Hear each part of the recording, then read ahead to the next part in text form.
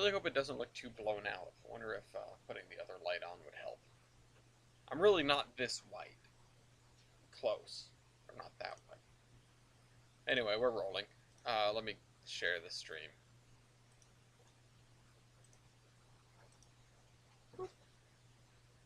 There it is. It's posted. I'm sure some people will come around shortly. But this is what we left off on. You know what? We're gonna have to come back to this. I'm not in the headspace to work on this right now. We're gonna need to do some scenery first, I think. Look at how much scenery's done, though. What? What'd you say? What'd you say? Uh-huh. Uh-huh. But we've got grass to put in. We've got trees to put in. We really just need to continue our endeavors over here. We need to do texturing in the river. All the stuff over here, which we built this last time, which I'm very happy about. We need to do some different texturing over here, I think. But in general, I think this is great, this little area over here. Yeah, I do like Mason's Landing. I think... I'm not sure what to do with the trees over here, because we need to transition from grassy area to trees. And I don't know if I want to put it on this side of the road, this side of the river. Part of me is thinking what might be the right course of action is putting some trees on this side of the river and then some trees going in this direction. So like this area was cleared and doesn't have anything in it anymore. But hey, shoreline. This area was cleared, but there are some trees over here. Then in this direction was left. I sound low, huh? Okay, 1 second. Yeah, you know what? I look low. Yeah, that's why. I had to do some adjustment. Test. Normal talking. Okay. I think I'm more or less in a slightly better place yet. I could not make it last time. What did we do? Ah! Okay. So I built this. I did some industry work, but I also built this little area here. So I don't know exactly what compelled me, but I ended up making a little area here. And I need to dig away at the ground here, I think.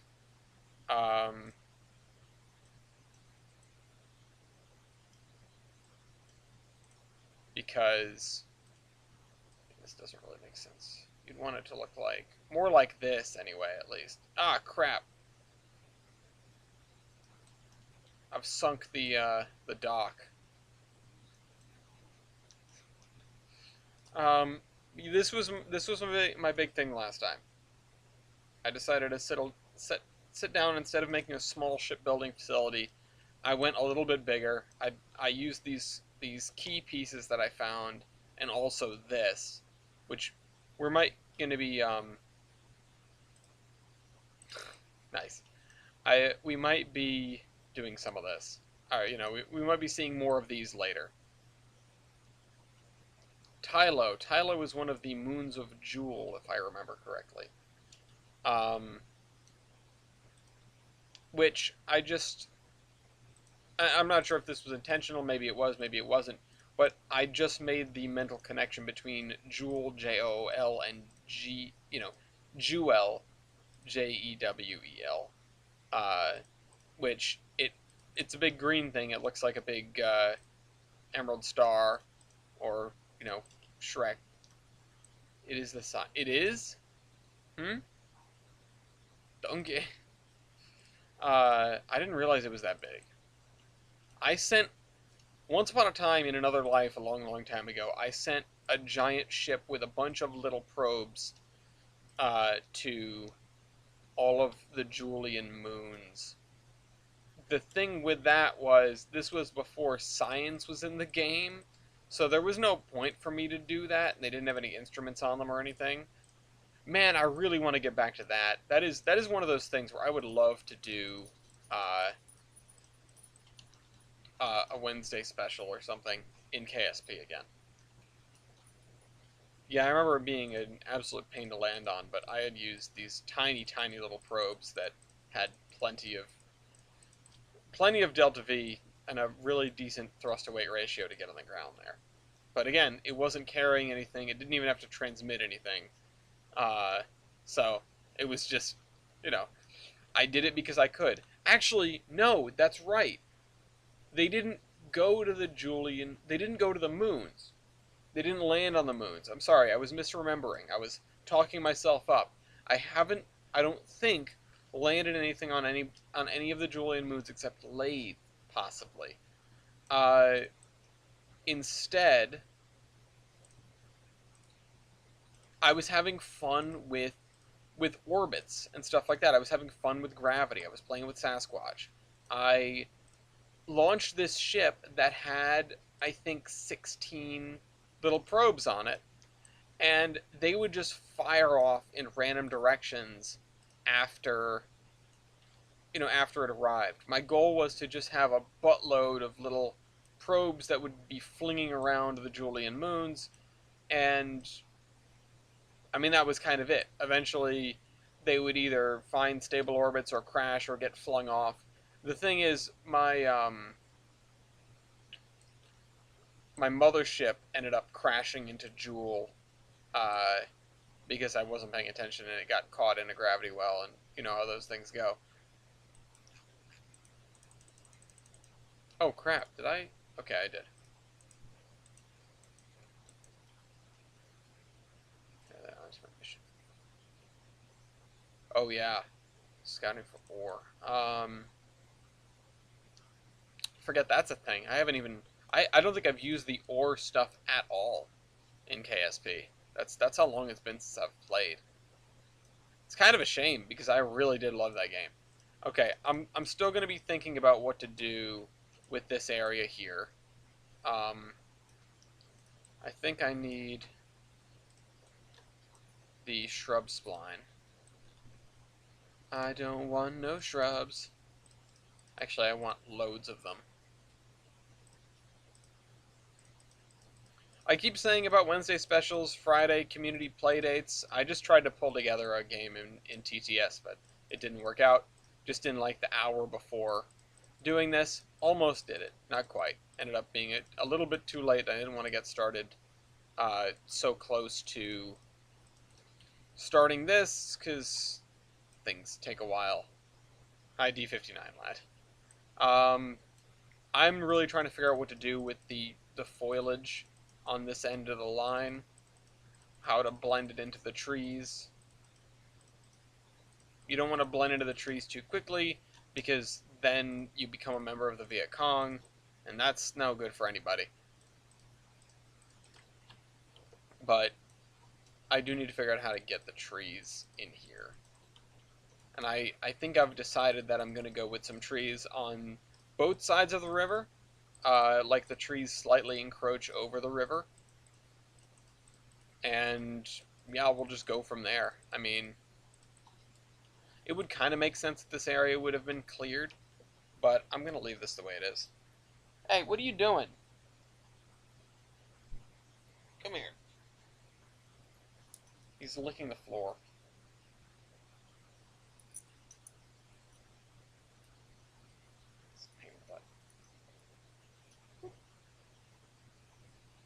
Okay. Hi. Hi. Hi. Alright. He's on the couch now. Okay. Back to business.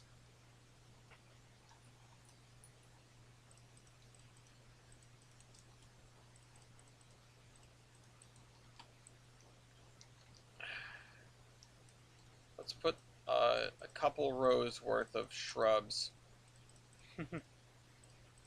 He's the life of every party. Everyone loves Lafayette.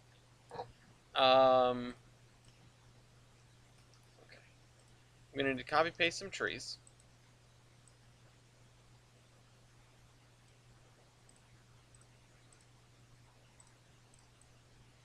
And I'm going to do it without the texture for at least this side. Is that... Okay, I was afraid I was going to delete that bridge. We're going to need to get some trees out of the river, obviously.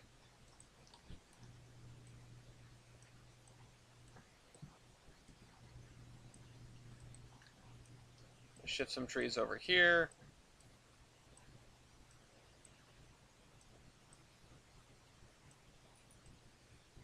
So yeah, I was saying about the upcoming videos, the upcoming schedule through March or so.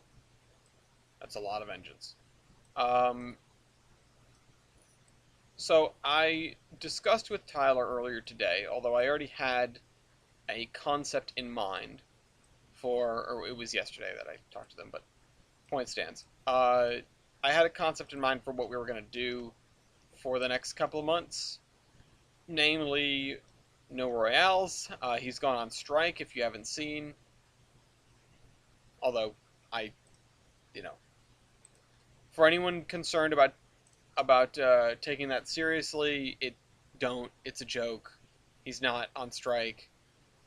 I made the meme for him, but oh, excuse me. The Royales will come back the first Wednesday in August. So, or sorry, August? Yeah, definitely August. No, the first the first Wednesday in April. I was thinking August because I just got tickets for a concert in August. Anyway, um, yeah. So the Royales will be back in April. Until then, or between then and now, we're going to be doing a couple test Royales because we uh, we took a look at the style point system that we had cobbled together for the listen, other other royales are out of my control if they happen or not. I'm not taking any responsibility for when they might happen, but this will be the last main sequence royale um, between now and the 6th of April. So, and then we'll be doing a season as usual. The season will be the Mr. Worldwide season with all the engines from all the different countries. So, look forward to that. But until then, that means we have 3 months of videos to, 3 months gap to fill in. And we will be doing a sort of... I'm going to attempt a hybrid schedule where we do community playdates and we do some Wednesday videos. Wednesday videos are probably going to be pre-recorded, and I'm going to do them in 4-week or 5-week batches. I'm going to do them in monthly batches. So, I haven't put up a poll for this yet, mostly because we've got some new folks that are working into fan rank, and I don't want to put a poll in front of that because 24 hours is a long enough wait. I don't want to make it 48 hours. KSP multiplayer. I know there was a mod for that. I assume that's what you're referring to. I know KSP 2 was supposed to have multiplayer. Or is supposed to have. But I've never fiddled around with the KSP multiplayer mod. I wouldn't be opposed to that. But anyway.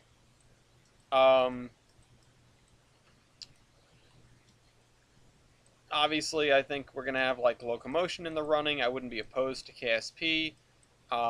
Or, like, XCOM. I've got that sitting around Derail Valley for the people that can't get enough of the bacon line. Which, Derail Valley is supposed to come out with its new simulator update, like, next year early. I think it's supposed to be in March, though, so we'll kind of miss the boat on that one, unfortunately. But, yeah, thinking about all the games I have in my library. Gloria said she's gonna try to make me play The Sims, which I also wouldn't be opposed to. That'd be kind of fun. Um, and then yeah, community playdates are gonna be Fridays. We're gonna vote for them week over week. I've been mulling this idea over, but it hasn't really changed at all. It's remained fairly stable in my head what I think I want to do. It was a question of, do I do one or the other, and then I decided, well, maybe I can do both, because I did always want Friday nights to be sort of set aside for hanging out with people, doing a game night or something. And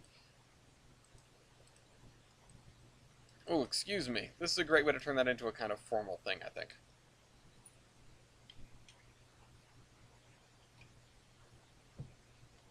Oh, had a little too much burp there. That wasn't great.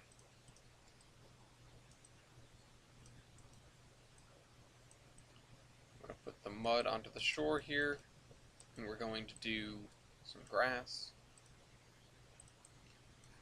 Oops, give me this.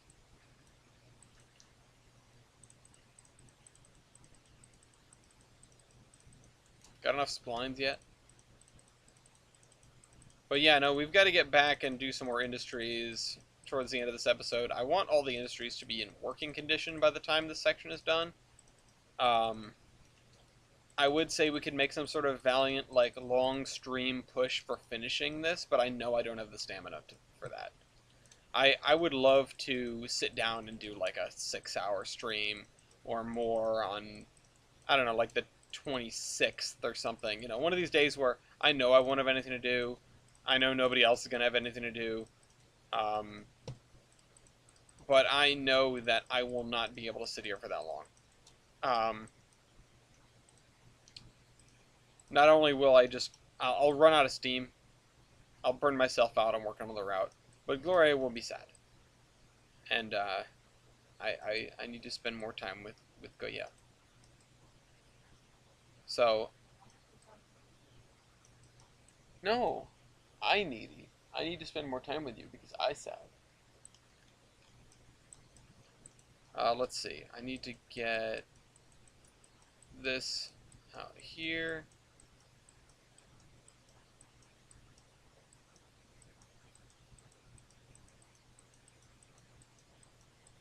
This becomes a professional streamer and dyes his hair blue.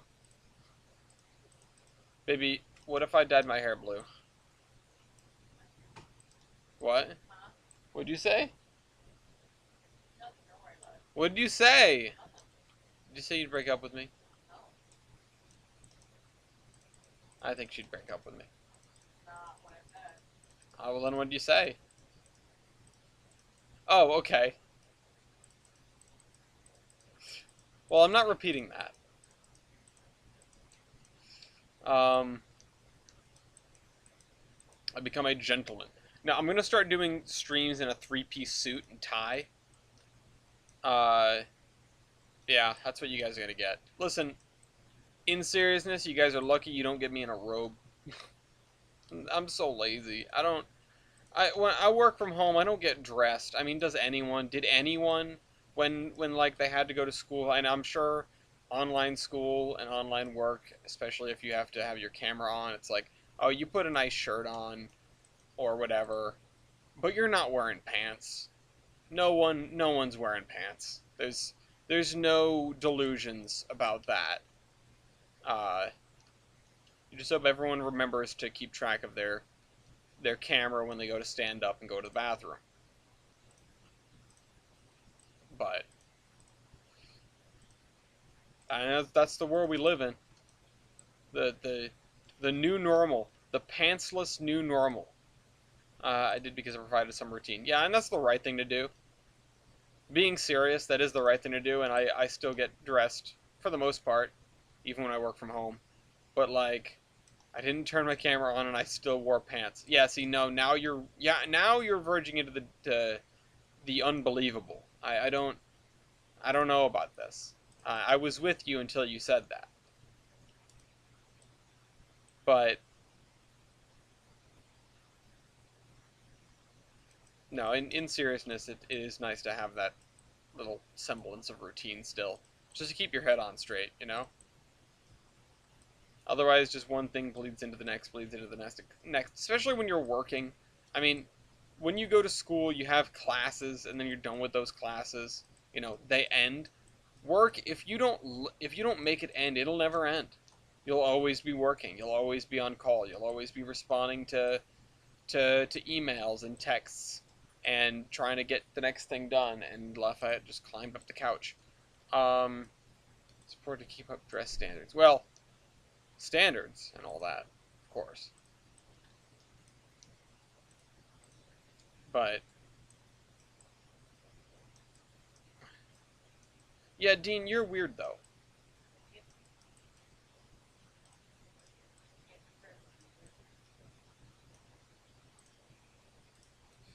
Uh, of anyone that I would expect to do that, it would be you.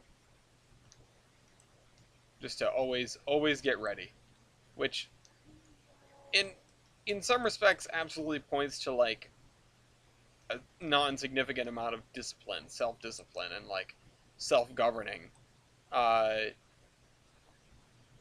it's important to be able to do that. So I can't knock you for doing it. I can make fun, but in seriousness, it's good to do that, or else you just you end up in a rut where you don't like you never have any breaks in your day. Uh, Dean just says, "Bruh." Uh,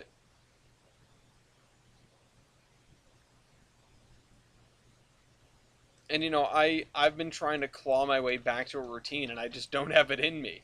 I've tried and tried to like, okay, uh, I've tried and tried to like, okay, I'm gonna settle down. I'm gonna start getting up at 8 again, because I used to get up at 8 so I could get to work by 8:30 or so.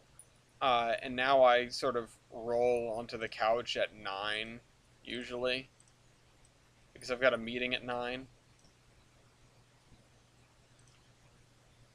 But oh, excuse me. I want to make sure I have enough room past the thing.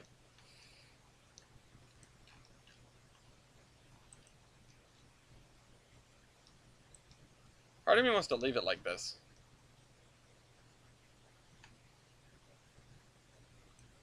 Actually, part of me wants to lower this by a tiny fraction. Yeah, there we go.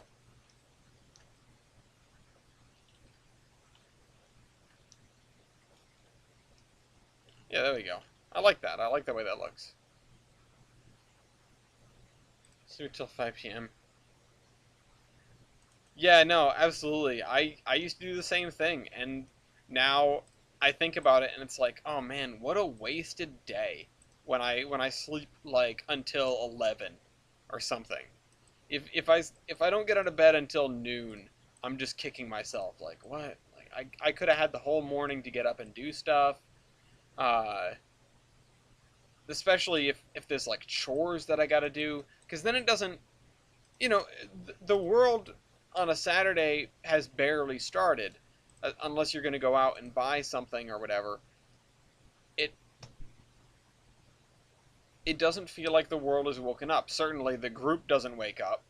Uh, with people on the West Coast and stuff like that, but you know, you get up at 1 o'clock, 2 o'clock, and you got to sit down and start getting ready. I got to sit down and start getting ready for the podcast or whatever, or just I get on and I see people are playing a game and I want to play a game. Or Gloria and I sit down and play Minecraft or something, and we're just stuck in it for the rest of the day. Now I've had an unproductive day, and I've had a happy day, like a carefree day, but I haven't gotten anything done. And so, if I can get up at 9 o'clock on a Saturday, which isn't even that early, but it's earlier than I would have, and then you get up, you do some chores, you put a load of laundry in, you tidy yourself up, get dressed so you feel accomplished, and you know, then you can start. Okay, let me lollygag.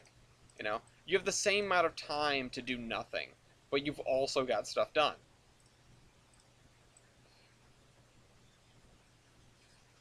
That's the advantage of, not sleeping in. You want to sleep in. Like, there's the definite, like, oh man, I would love to be lethargic. Uh, I'd love to not spend energy. But, howdy. Uh, howdy, KS1, happy birthday. Um,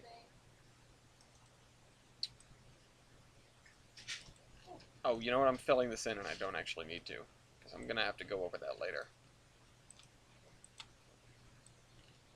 Spent the entire summer of 2018 binging SG1 so I could understand the references in Blockade Runners. Damn, son. Uh, respect, okay? I need to do that. I need to watch Stargate with Gloria. That's been on my list for a little while. But yes, our list, comrade. We were also talking about doing like a movie podcast just between the two of us because we've got this gigantic movie list. Um, she came to me and she was like, "I want to do a podcast." I go, "Okay, on what?" She says, "I don't know." I just sat there for like a minute and I thought about it and like, well, let's do like movie reviews, you know? Let's do like a 30-minute to an hour on the stuff that we watch and what we think of it and why we like it and what we don't like, you know? Uh, you know, I think I would like to try it. We definitely should make a couple test episodes before we, try to go live with it. But, it's something I'm interested in doing. And, it's something for her and I to do together, which is always, I mean, it's important. I you know, I'm sure it gets talked about enough. I wouldn't say it doesn't get talked about enough, but like having something that you can do with your significant other that's like a mutual, not even just a mutual hobby, not even necessarily something that you both do. Like, Gloria and I, we both play video games. Okay. Whatever. We both play video games, but when she's playing The Sims and I'm playing Halo, we don't have a lot, you know, there isn't a lot of sharing going on there. There isn't a ton of like, oh, let's talk through what we're doing or about what we're doing. I sort of understand The Sims, and she understands first-person shooters, which, it's not exactly complicated. But I'm not actually scared of you. Uh, I would like to do it. I keep inviting you to play Halo. Yeah, I know. I want to watch you get mad at some people. Because they aren't me. Uh, but, having something. What? No, I'm saying if you're mad at people that aren't me, it's better than you being mad at me.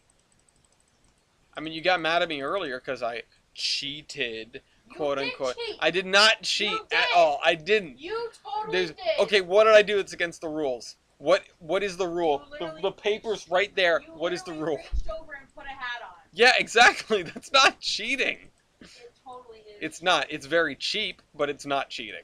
It's it's muffin time. Being cheap is in the spirit You're of the a game. cheater. I'm not a cheater. You are. No, you're a sore loser. Shut up. You weren't even gonna lose. I didn't cheat, guys. I didn't. All right, listen. Let the people decide. I mean, they've already kind of decided, but I'm gonna let the people decide. I'm gonna lay out the scenario. Yeah, sure. Let the people No. decide who are gonna vote in favor of you. Yeah, cause I'm right. uh, what? Uh, there will be no repercussions for voting in either direction. Uh, no, there won't. No, there won't. Uh, so we're playing Muffin Time. For people who don't know, Muffin Time is a card game by the creator of the Asdif movies. It has a bunch of Asdif references in it. It's really neat. It's really fun. It's a lot of fun. It's a very non-serious kind of game. And there's a card. So the goal of the game is to get 10 cards in your hand at the start of your turn. So you have to get 10 cards, and then it has to go all the way around the table and then come back to you. And she and I are just playing one-on-one, mano a mano, for no stakes at all. And there's a card that says, it's called Cool Hat, and when you play it, anyone that is wearing a hat draws 3 cards. And this is pretty early on in the game. We don't have anywhere close to 10 cards. I think we each had like 5.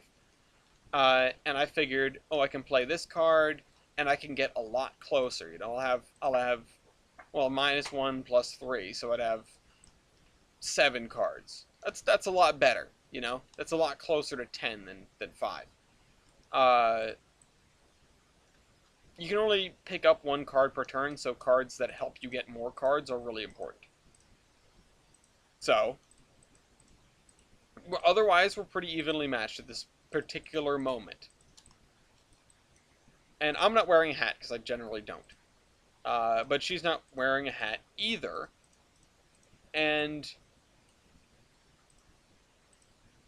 when I picked up the card, I looked at her and I said, hey, does a hood count as a hat? Because while I didn't have anything with a hood on either, there was a thing behind her. It was a hooded blanket, and I was gonna grab the hooded blanket and put it on and then put the card down. And she said no, and I didn't push the issue because I'm not that much of a nudge, or I didn't feel like being it at that very moment. And so I said okay, and let it be. Then, I figured she might have gotten wise, because this card came up more than a couple times previously. Not within the day, but within other times that we've played Muffin Time. So, I figured, oh god, I've blown my load here. I've shown my hand. Gloria knows that I have the hat card. That's the only reason I would have asked about a hat. And apparently that wasn't the case, because it's a couple turns later, and it comes around to my turn, and I go, all right, it's time for me to play this card. I reach up behind me where there's a cardboard cutout of Captain Kirk from Star Trek: The Original Series. Those that have stayed here know exactly what I'm talking about. There's that cardboard cutout. It's behind me. And I reach up and I take the hat off of it. I put the hat on my head. And I think, again, I'm thinking, there's no way this is going to go well for me. Like, which I guess I was right, but not in the way that I expected. I was thinking, there's no way this is going to go well for me. I am going to reach for this hat, and Gloria's going to know exactly what I'm doing, and she's going to jump up and say, no, no, no, wait, and get a hat to put on, so that we can both have a hat on, and my plan will be thwarted, right? So, this doesn't happen. You also forget I have a bum ankle. Yeah, but if you had been like, wait, I would have waited. I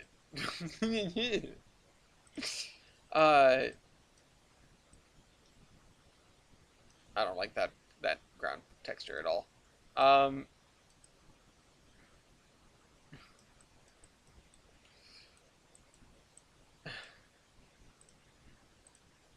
So I put the hat on, and then I play the card.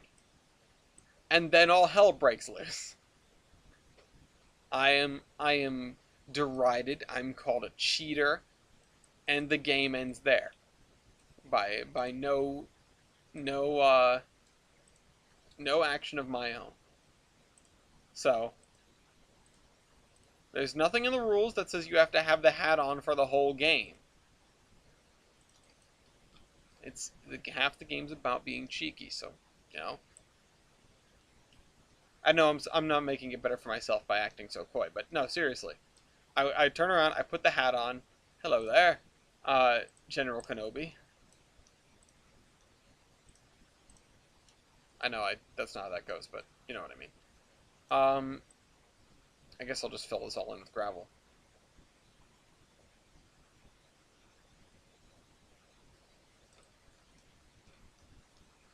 I'm back from dinner. So yeah, what did did I cheat? I don't think I cheated.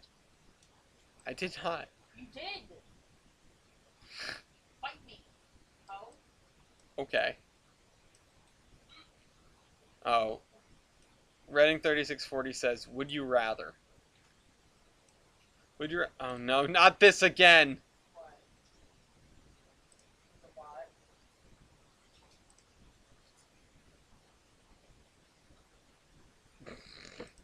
I didn't know that was gonna do 300 seconds.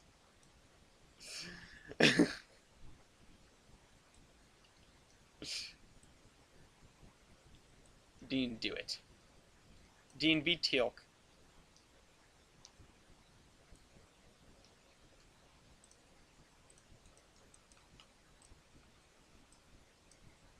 Now I feel bad. I've timed out Redding for 5 minutes. Well, that's not too. Wait, no, 2.5 minutes. That's not too bad. 300 seconds. I don't feel that bad, I guess. Stop. No. I did not cheat. It is not fair. Life is not fair.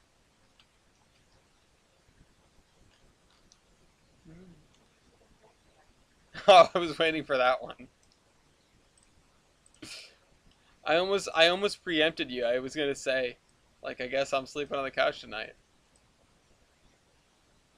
Yes, you are. Guess I am. But I'm taking the dog with me.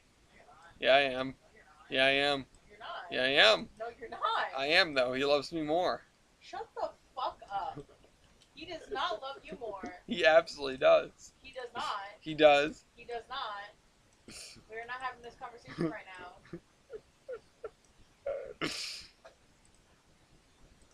He loves me more. Ellis Ibiasio Temelio, I swear to Christ, I will throw something at you. Okay. Can it be yourself? No, Oh. I'm mad at you. Okay. Why? You're a cheater. I'm not, though. You are. I didn't cheat. You did. I'm gonna have to get some lawyers in here. Don't make me make a trial. I guess we're going to trial then. Because you're a cheater. I'm not a cheater. You are. Mm-mm. You are. Nuh-uh. I'm not having this discussion with you. I'm literally not having this discussion. Right, cause you're wrong. No. That's not correct. I did not cheat. You totally did that. What rule did I break? You put on a fucking hat. That's not against the rules. There is nothing in that rule book that says you cannot put on a hat in the middle of the game.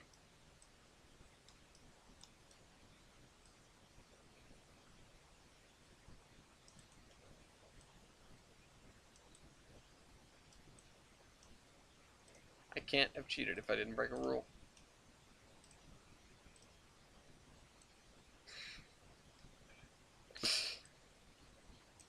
What?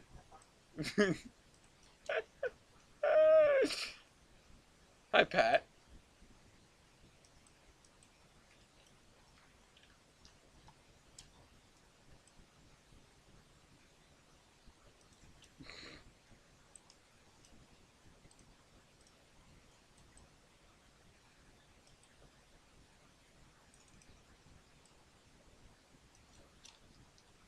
I'm gonna have to make a fake version of the rule book that says you can definitely put on a hat in the middle of the game.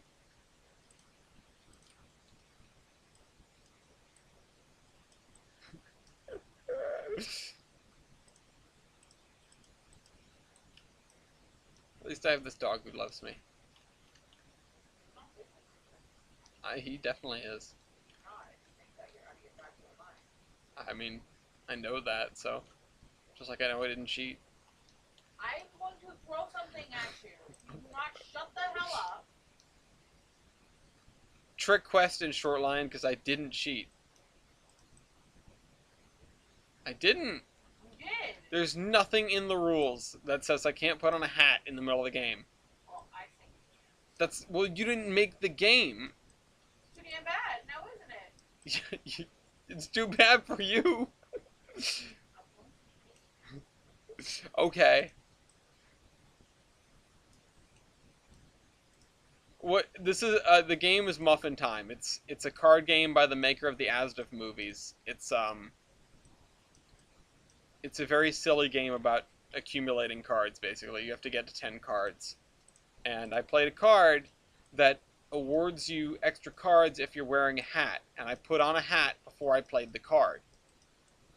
Oh,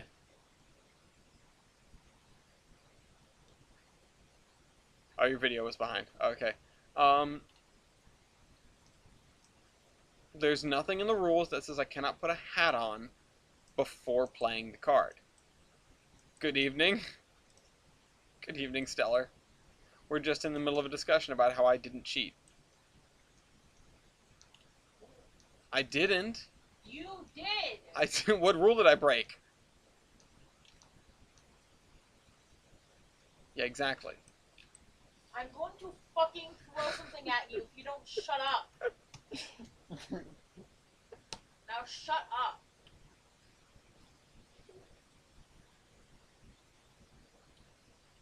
No. I didn't cheat. You did. I didn't. You did. What rule did I break? What's that? Don't fucking cheat. I didn't. I Don't love, switch your fucking wardrobe in the middle of a game. there's nothing against doing that.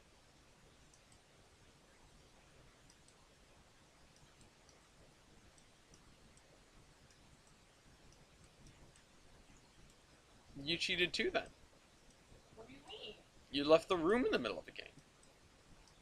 I didn't change my fucking wardrobe. No, you changed your orientation with respect to the ground. I didn't cheat. I'm pretty sure you did cheat I then. didn't cheat. No, I'm pretty sure you did. I didn't. You did though. I didn't. You did. No, I didn't. Yeah, the rules say you cheated. No, I didn't. The rules say you cheated. What rule? The rule that I just made up, because apparently we can make up rules now.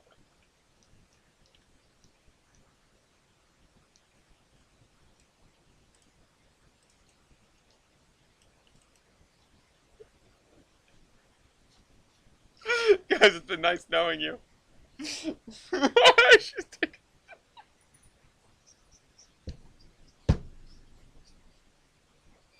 She took the kids. Have fun sleeping in here. Don't touch me. Don't you dare fucking touch me. Don't touch me. Don't touch me.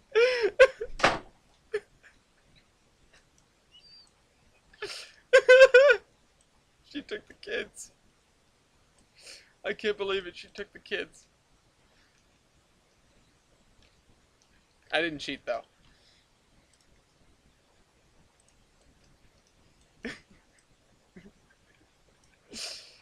Oh my god. Anyway, we're working on Tolbrin. Welcome to Under Construction. Okay.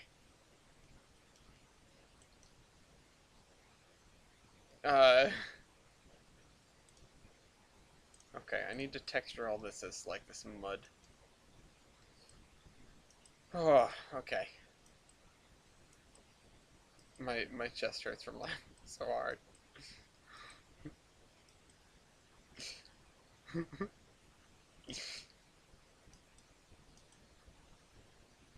Oh man, it goes. It's going pretty well actually.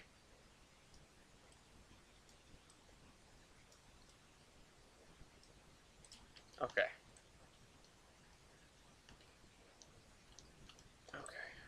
We're gonna have to fill this in with some sort of...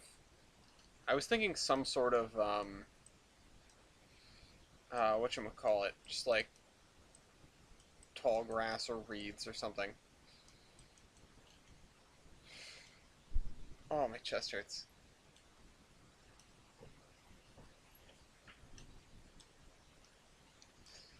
I'm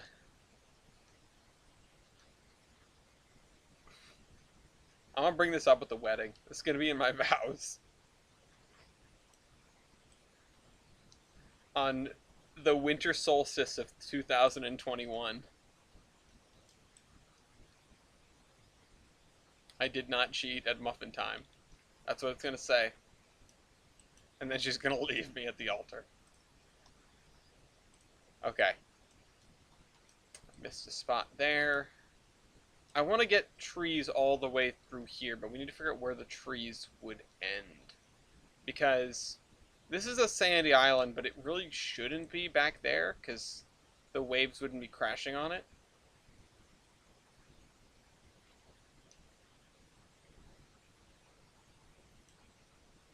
But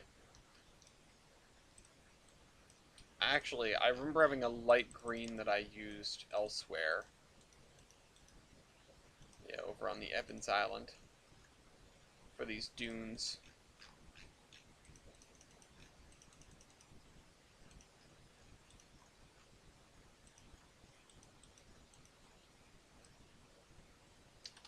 Oh man.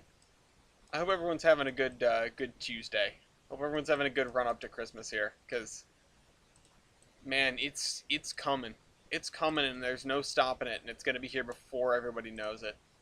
It's already blowing me away. I had to sit down with Lori and wrap some presents yesterday because, wow, I just couldn't believe that it was already here. I've got to go tomorrow and get some gifts for a Yankee swap. I probably actually should get them on the way to work because I won't have any other time to do it. We've got a little work thing going on at lunch, I guess.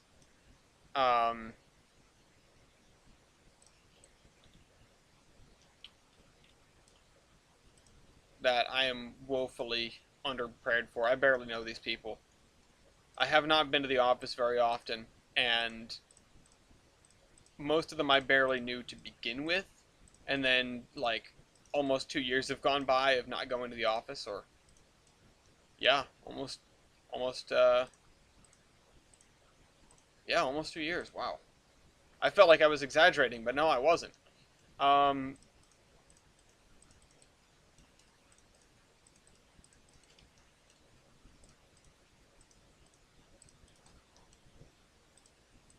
so, yeah, I probably am not going to spend too much time with that. I'm probably going to stuck out and go back to work. Yankee swaps are fun, though, so definitely can do that. Let's cut this back a little bit, because we're going to need some muddy shoreline, I guess.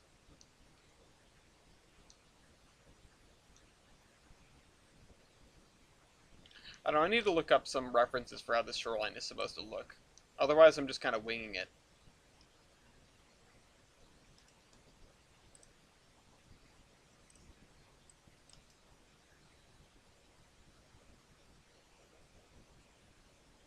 There.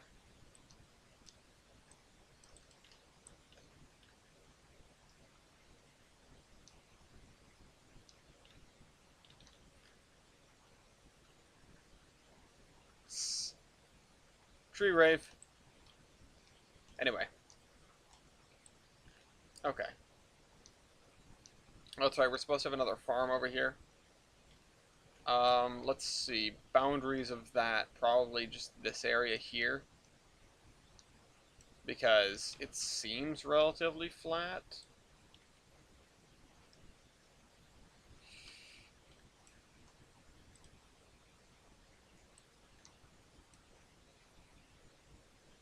Now let's do fence.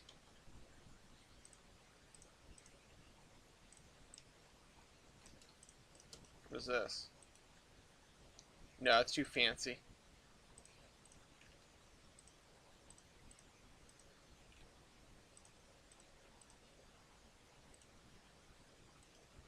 Fence guardrail. I need some sort of fence that's mostly made out of logs. Red metal. That's me. Tall wood.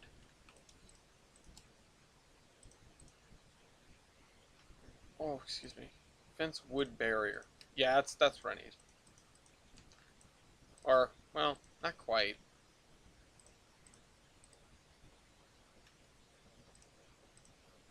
Fence wood 4.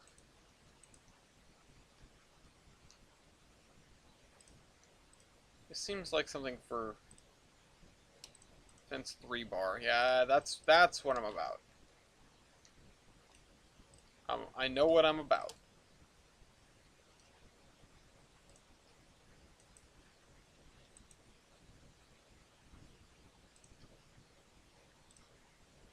Fence maneuver, this gravity assist, this burn. I'm lying to myself because in the end I'll just brute force it.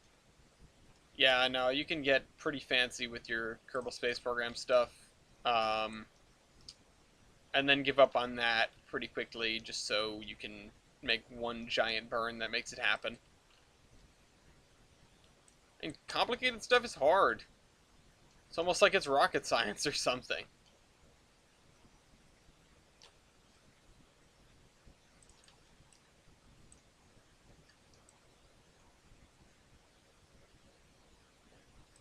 This way.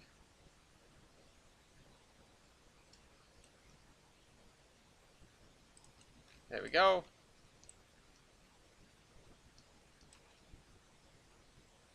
And there.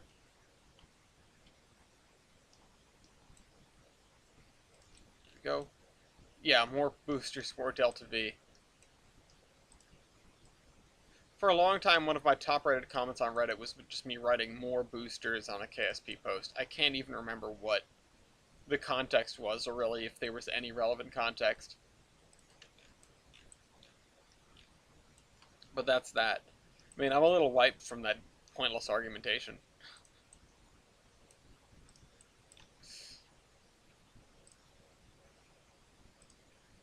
She gonna be mad. We'd have to get her more flowers. Okay.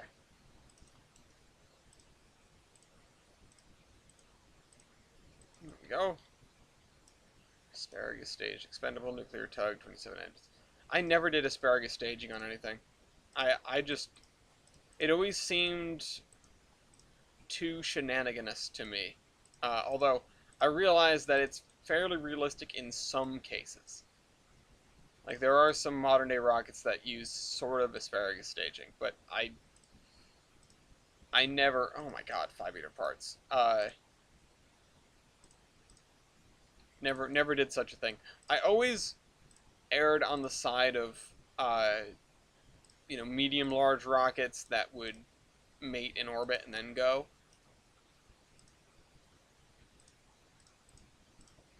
Which is probably even more important if you're doing, like, real-scale Kerbin stuff. Which I never did. That was one of the mods that I never touched. But, yeah. That's a monster.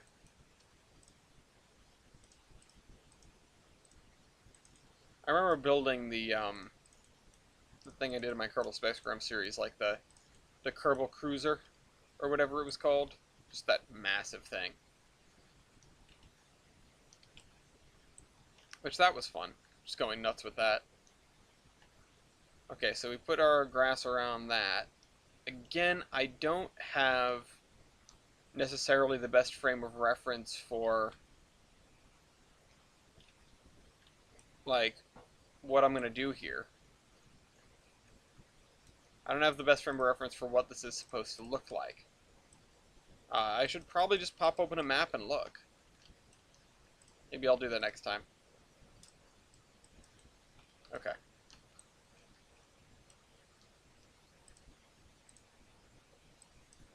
So, let's put this in here. I got to open some Christmas gifts early because we had an early Christmas with some friends here called the Friendsmas, as we do. And boy, this might not surprise you, but There was a lot of pineapple stuff in there. And I asked for none of it. Oh, like, I forgot we made like a little campsite over here.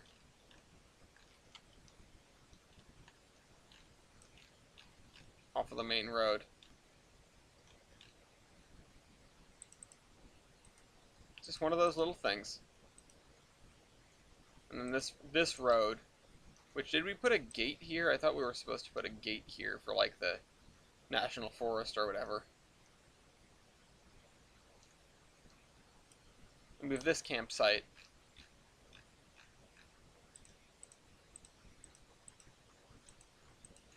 RJ Canyon. Apparently Ron Jeremy went to jail. Deservedly. But, oh well. I guess the, canyon is now unfortunately named instead of hilariously named. But, yeah, tons of pineapple stuff. I'm now the proud owner of a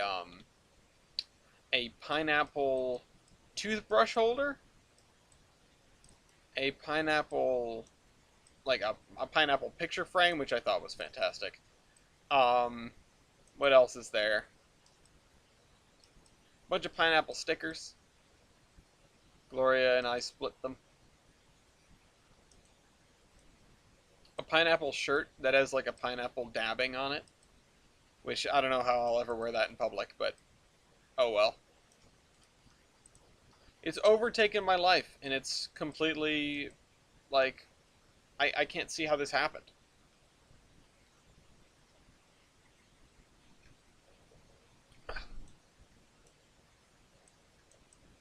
It's overtaken my life completely beyond my control.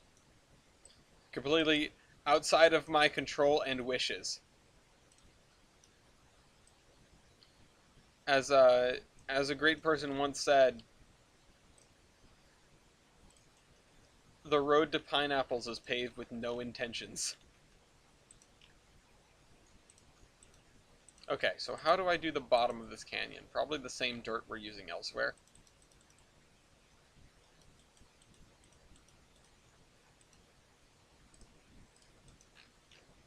What do we use for the bottom of the river in here?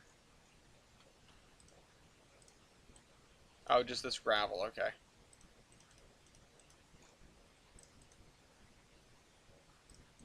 Oh, excuse me. We might actually want to use this for the... Oops, I missed.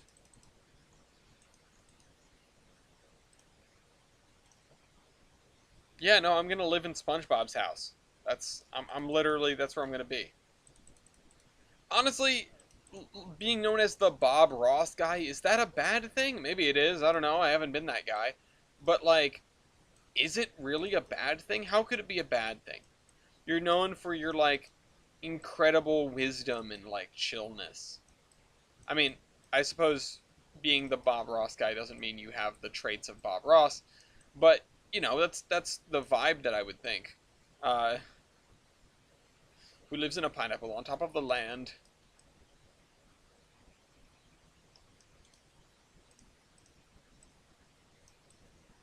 Alright, so this mossy side of hill. I'm gonna have to add some grass on top of this to make it look any good. Because right now it doesn't. What do we use for grass? Where is this? This is over here. Who's Squidward? I don't know. If I don't launch it with fuel. Holy cow. Pat, the video will be there in the morning. It's not going anywhere. It'll be there in the afternoon too. It'll be here forever as long as YouTube exists. You'll be able to watch this. You don't have to watch it right now. You can sleep for your job that requires you to get up at the butt crack of dawn. I would not fault you if you were not here. I mean, I wouldn't fault anyone if they weren't here. If there was nobody here, I wouldn't be surprised. I'm surprised people do come here to witness this. But, dude, bruh, get some sleep.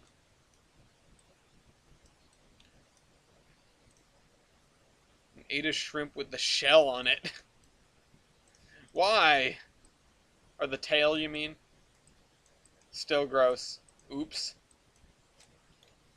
Haven't done that before.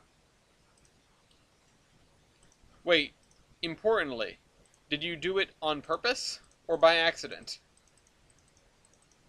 Because that makes a difference. Eating a shrimp with the tail on by accident makes a little more sense. I don't know why you would do it on purpose unless you're just doing it to be that guy, which is also understandable. I wouldn't fault you if you had just done it out of shenanigans. I don't think it like hurts or would kill you. It just isn't good.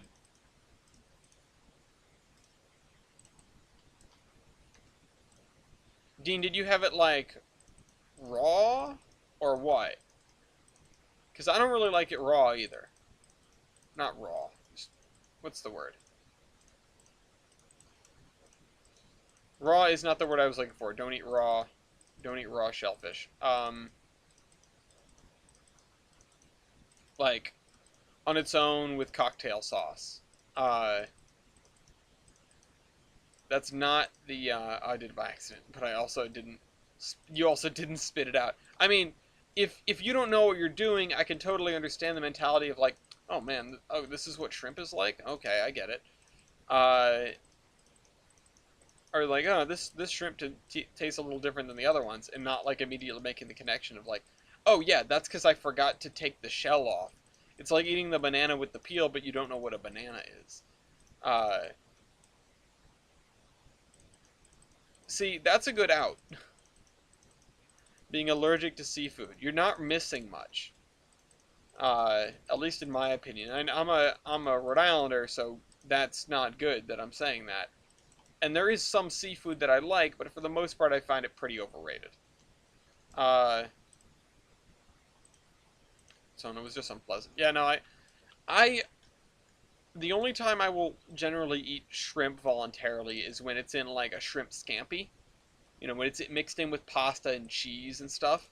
Then I'm down. Then I'll eat it.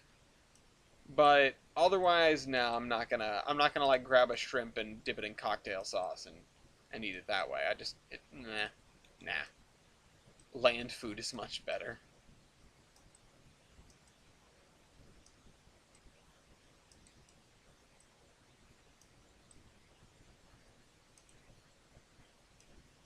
Salmon is pretty good. I'll give it that. It's not incredible, but when Gloria makes it, at least it's pretty good. Uh, I have, I've had some good salmon from her and from I think my dad and my stepmom. They've made some good salmon.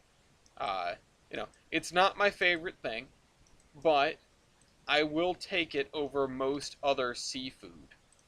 Uh, Crab can be good.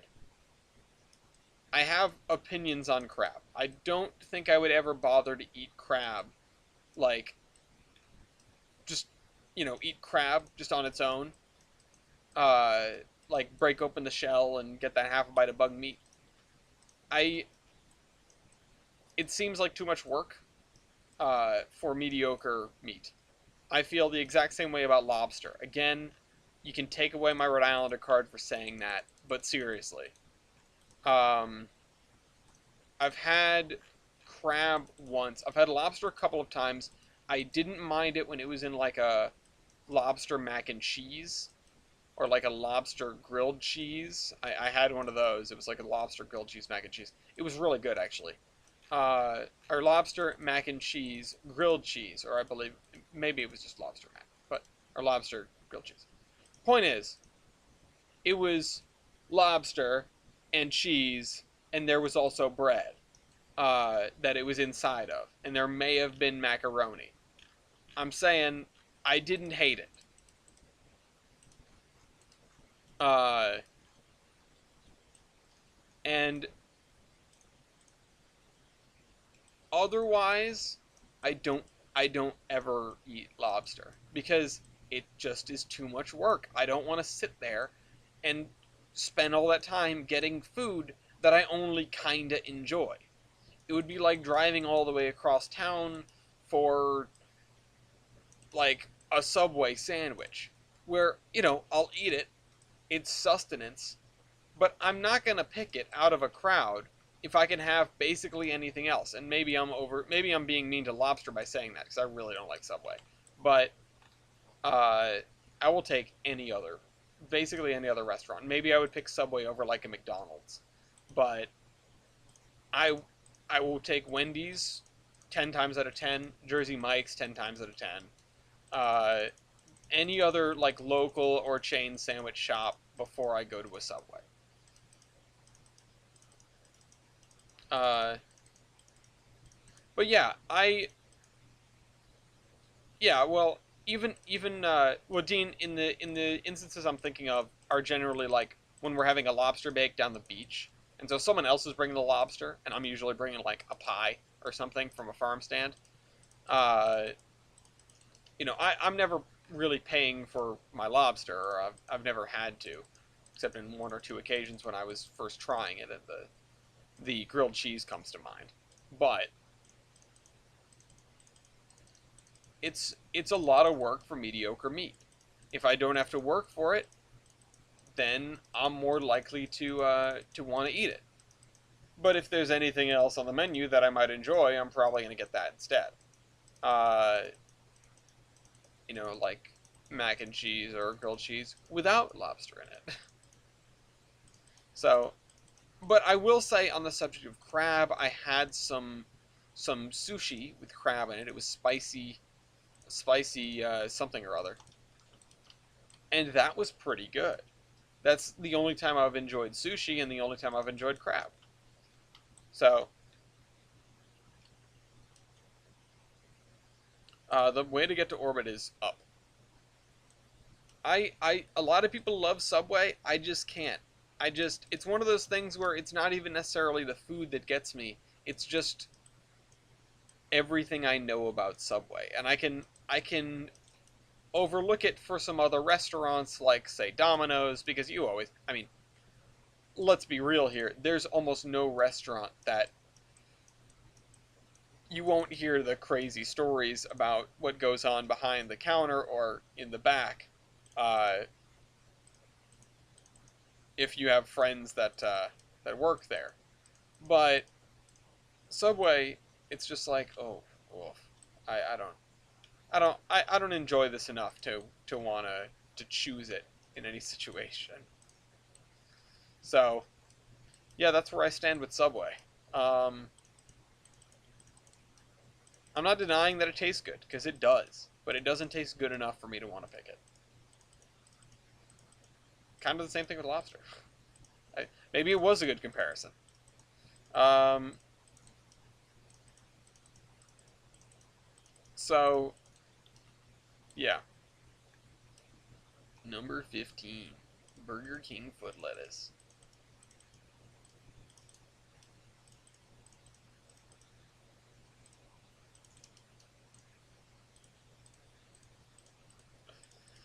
Uh,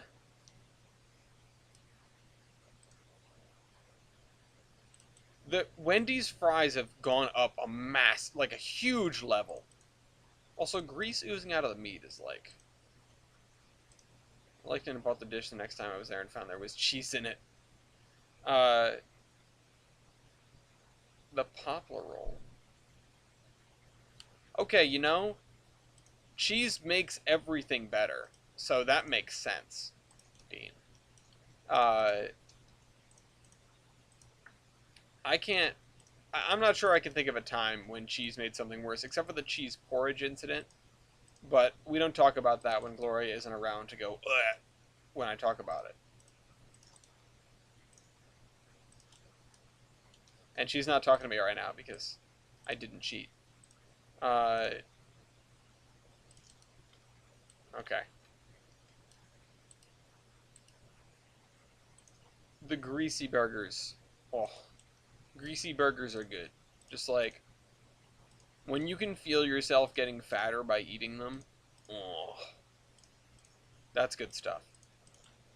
I mean, Red Robin is the obvious choice for like what that kind of thing is, but I like local eateries more than I like chains. Wendy's, I guess, is sort of an exception because they're Wendy's. Um, who can turn down a redhead? Am I right? Um, joking aside, there's a place not far from here, and by not far I mean it's in the state, which means it's not far, but for Rhode Islander it might as well be on the other side of the planet. Called the Square Peg. I took Gloria there for Valentine's Day. Uh, this year, I think it was this year. It feels like forever ago. And we got the best burgers of our lives. At least it was the best burger of my life. I don't know if it was as good for her as it was for me, but needless to say, it was awesome. And that was already one of my favorite restaurants in the state. I would love to go back, but I just need to find an excuse to do so. I guess Valentine's Day isn't that far around the corner again. Isn't that far from now. Okay, so we filled that in. That's one little hurdle. Did I do this right? Did I? I don't think I set up this industry. No, I don't think I did.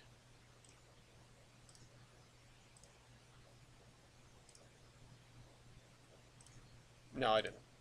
Dude, I drive 45 minutes just to get to a Walmart. Yeah, see, no, can't do that. Does not compute over here in Rhode Island. If I'm driving 45 minutes for something, it better be damn well worth it.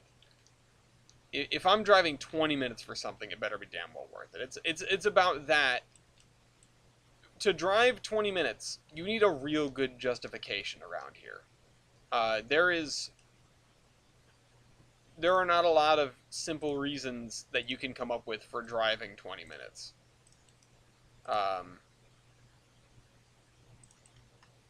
What's the boonies for you? Yeah, that's the boonies. Oh, that's the boonies. I think he's saying, what's the boonies? Like, how far do I have to drive to be in the boonies? Honestly, less than 20 minutes. Uh, if I get on Route 6 going west, I'm in the middle of nowhere in probably 15 minutes or less. The world drops off real fast, and you can go from downtown Providence to the middle of the woods in 20 minutes, I would say. Maybe a little more, maybe a little less, but give or take 20 minutes.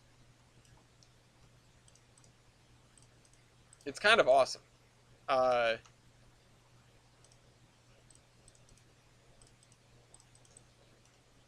But that's one of the reasons I like Rhode Island. I mean, it's a Rhode Island pastime to hate on Rhode Island, but I don't necessarily buy into that so much. I really like this dumb little place, for all its corruption and ridiculousness.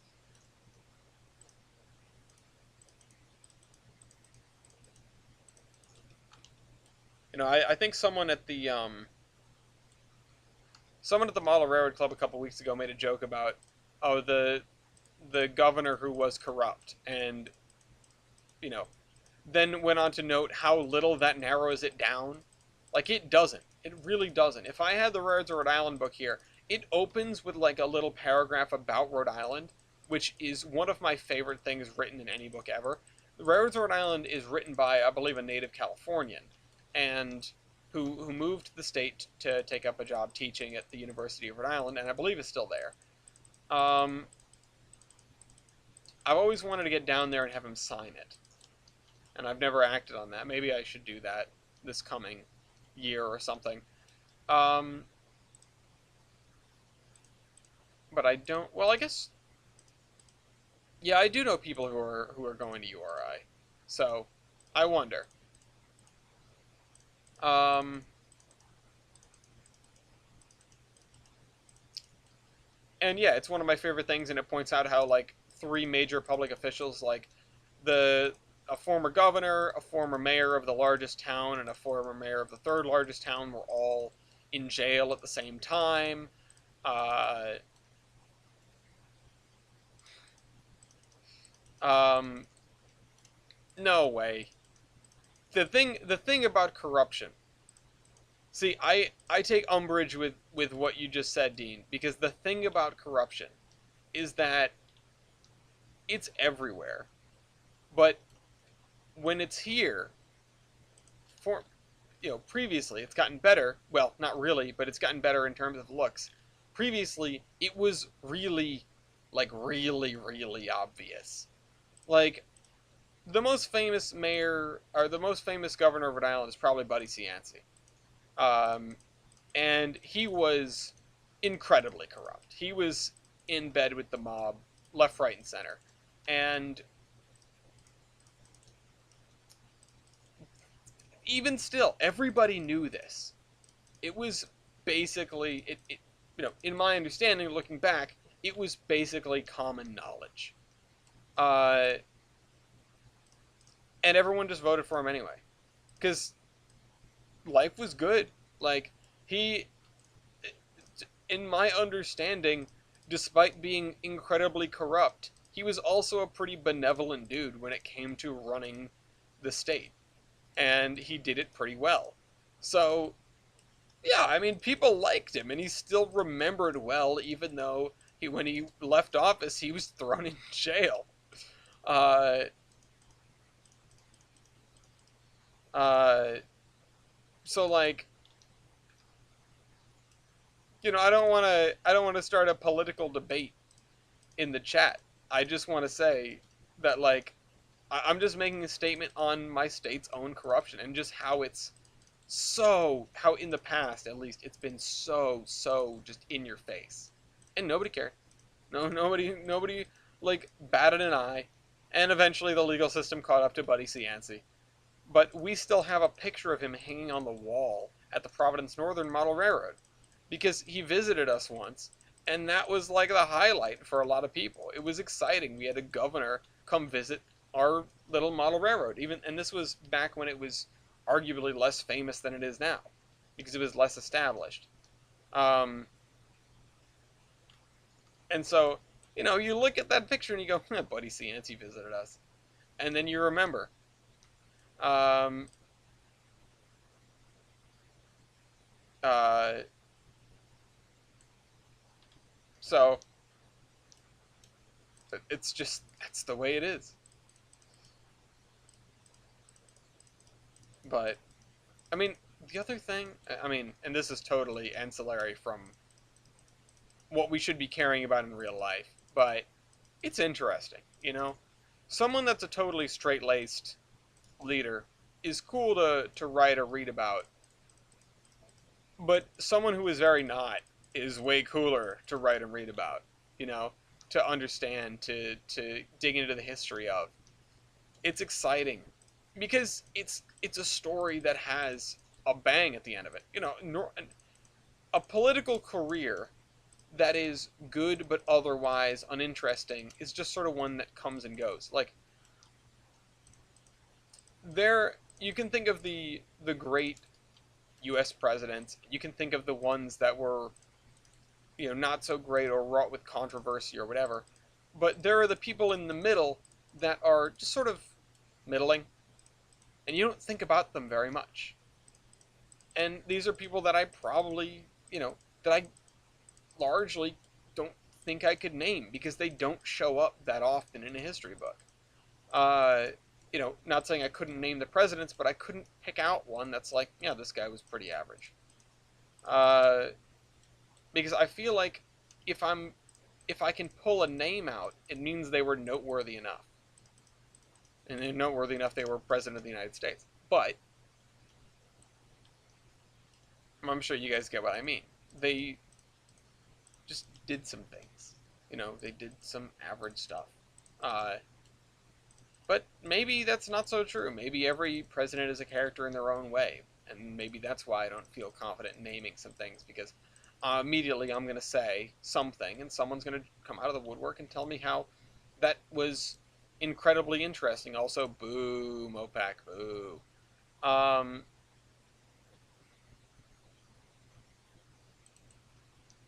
uh,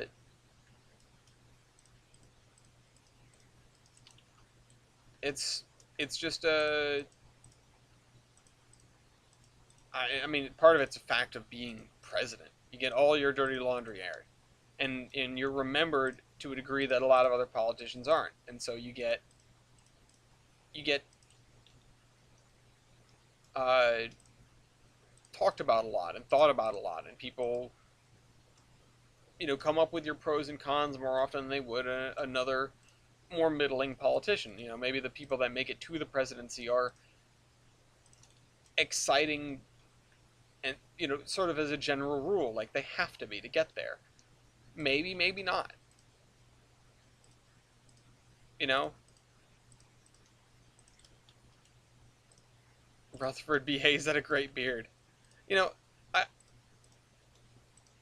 I think anyone I could name is going to be a pretty boring person, or is going to be a pretty sorry, is not going to be boring enough. Is going to be a pretty interesting person. Anyone that I could think of the name of. Yeah, I mean, and there you go. Garfield, Rutherford B. Hayes, like, and you could go for some really old presidents that just don't have much on their docket, but they do because they were instrumental in the shaping of our nation. And there was hardly a time in U.S. history where there wasn't much going on. Maybe like the 1820s. What happened to the 1820s? I don't know. Probably some stuff. Probably some war. Uh, we had just come off the War of 1812, not too long before that. But I couldn't tell you who was the president in the 1820s. I've got no clue. I assume it would be, let's see, probably the 10th president or so. Maybe a little less than that. And these are people that I do not know, could not name. But they probably did a lot of interesting things. And their Wikipedia page, Andrew Jackson. Yeah, there you go. The Wikipedia page is probably very interesting. John Quincy Adams cheated in an election. Everyone did something. And so when you find these middling politicians, they're not going to be in this list, this presidential list, I suppose. Least popular president was Herbert Hoover. Least popular. It's an interesting stat to quote there, because you'd think least popular would be someone who does a lot of, corrupt or disparageable things, So, least popular. What about the most mediumist popular? So we've had 46 presidents. Name me one thing Franklin Pierce did. I don't know, probably founded, let's see, Pierce Automobiles. I bet he founded that. It's not a real guess.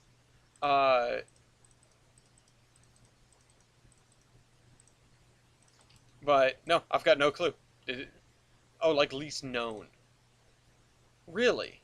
Herbert Hoover being the least known. Well, at least they didn't name anything after him. But,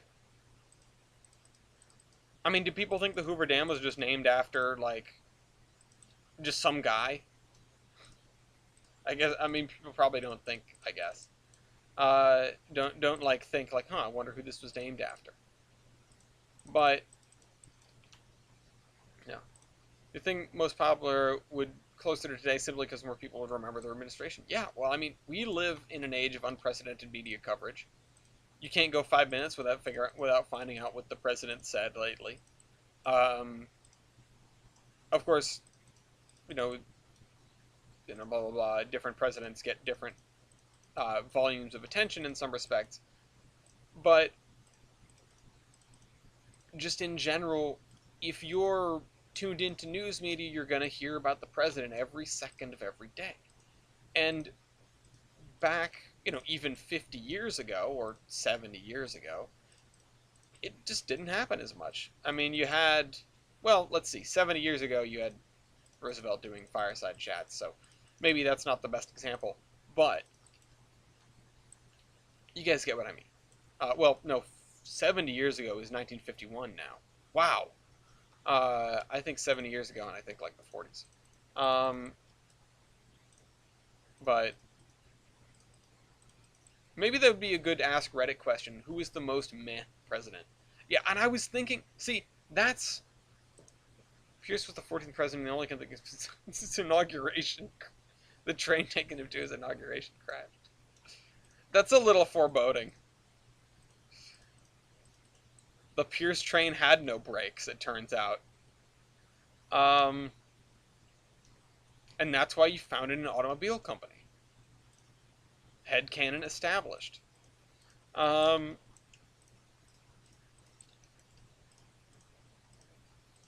but Calvin Coolidge was like the first one that came to mind for me. I was like, what did this guy do?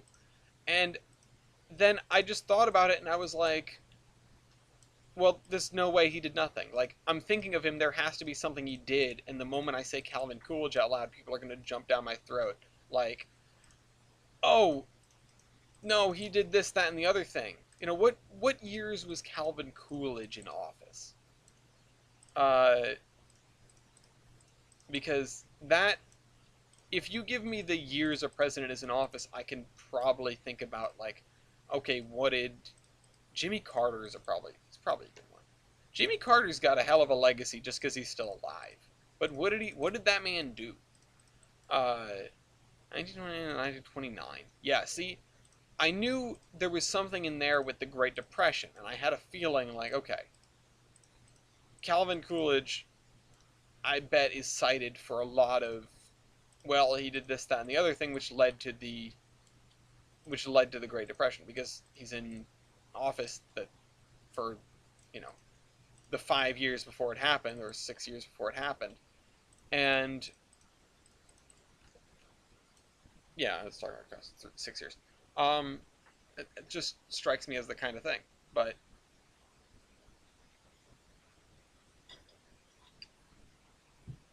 that isn't necessarily. I know we were talking about Carter calls it a major recession. Yeah, he presided over a strong economy and sought to shrink the role of. Okay, good, good. Yeah, Carter, right? So what years was Carter in office? Was that the 70s? 70s oil crisis? Um, Secretary of the Treasury Andrew Mellon hazarded 3 major tax cuts. I mean, I'm not saying he didn't do stuff. He was the president of the United States. I just think, you put someone in that situation, no matter what, you see economic upturns and downturns. Excuse me, I wolfed down way too much pizza before I started this thing. No matter what, the president is going to get a lot of the responsibility, or it's going to be given a lot of the responsibility for these upturns and downturns, which in some respects can be none of their business. Obviously, they have power to affect this kind of thing, but a given president may or may not be in the position or have had a given effect on the economy. There's something not safe for work called the Coolidge Effect named after him. Here. Urban Dictionary, the Coolidge Effect. What is this?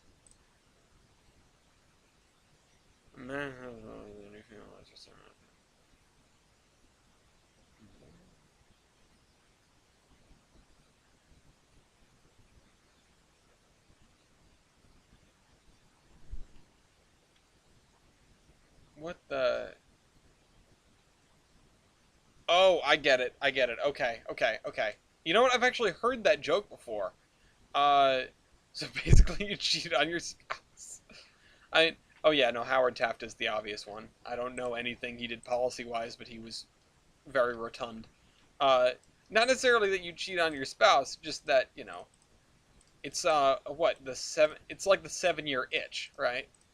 I know there was a movie called The 7-Year Itch, and I understand the premise. I've never seen it, but the basic premise is that you get, you want other women than the one you're with, which is kind of bogus. I mean, I get it. People want what they don't have. Uh, that's not the kind of thing you want to blame for anything. You know, you're gonna get no. You will be given no favors if you're like, well, I was with my girl for this many years and then I cheated on her. You got to get out and sleep around. You can't just be no, come on. I know nobody's advocating for cheating on your spouse here, but you certainly get no points for doing that. Teddy R survived an assassination attempt. Yes, it takes more than that to kill a bull moose. Um, the Roosevelts were pretty baller. Uh, Teddy just for being a straight up gangster, and FDR for being, I mean, one hell of a like a political operator, and also leading us through World War II. Which, I mean, you're gonna get credit no matter who you are. There have been fewer presidents with a higher approval rating than George Bush after 9/11. You know, when the nation is in crisis, generally you expect the approval rating of a president to go up, up, up. You know. Also taught his lungs to fight asthma. Uh, well, it takes more than asthma to kill a bull moose. Um,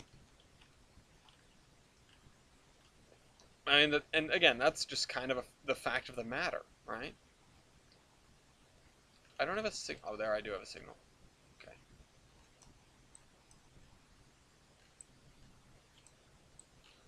Okay.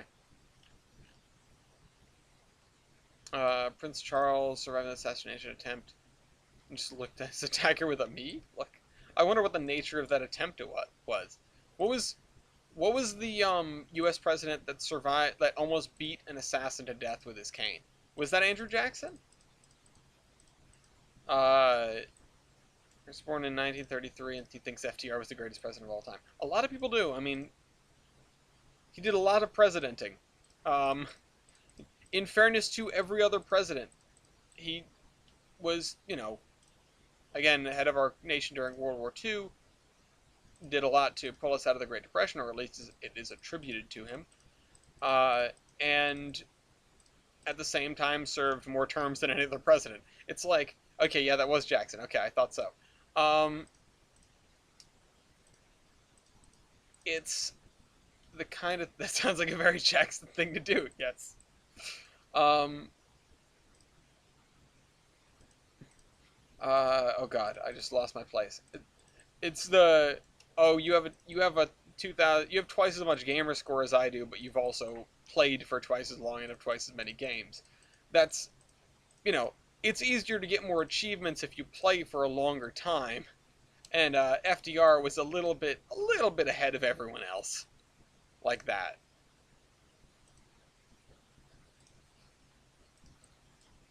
Oh, excuse me. Wasn't it Woodrow Wilson who had set up a thing with his opponent in the presidential race to, if he had lost, he was going to immediately resign and let the other guy take his place or whatever, so that there wouldn't be a lame duck period at the big, in a tumultuous time, which I thought was pretty neat, pretty smart. Just didn't even flinch his comment, look back in the direction of blatant gunfire. It's called PTSD. That's what that is. You hear the guns go off and you put that 1,000-yard stare on. Then nerf the system FDR to get you higher the score. Yeah, FDR out here representing what we had to do the style points after 4501 and the K-28s.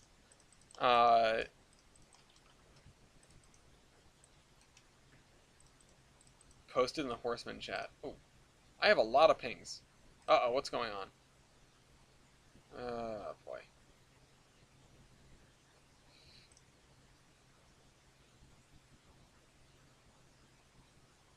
Uh,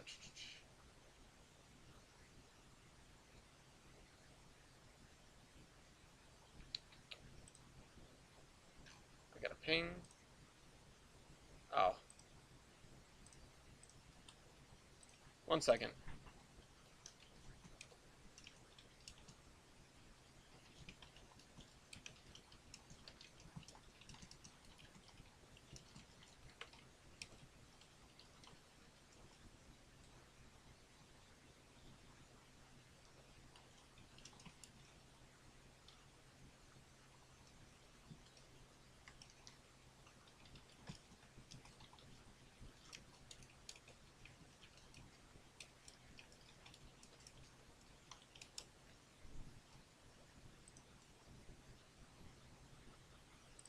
let's see. Um,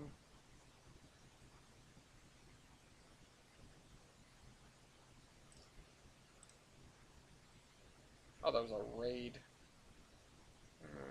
No.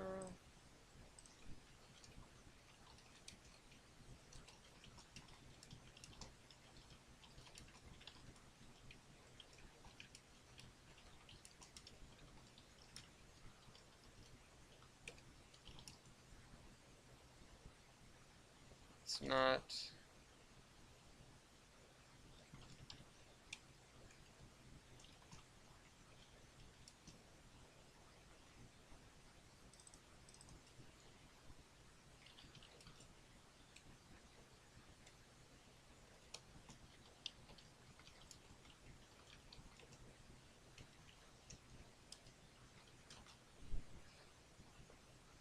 Alright, sorry, I had to take care of that.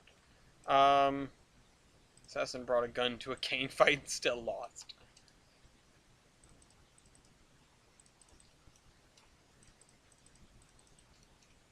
Okay, so let's fill in this here. Let's see, what time is it? 8:45. Okay.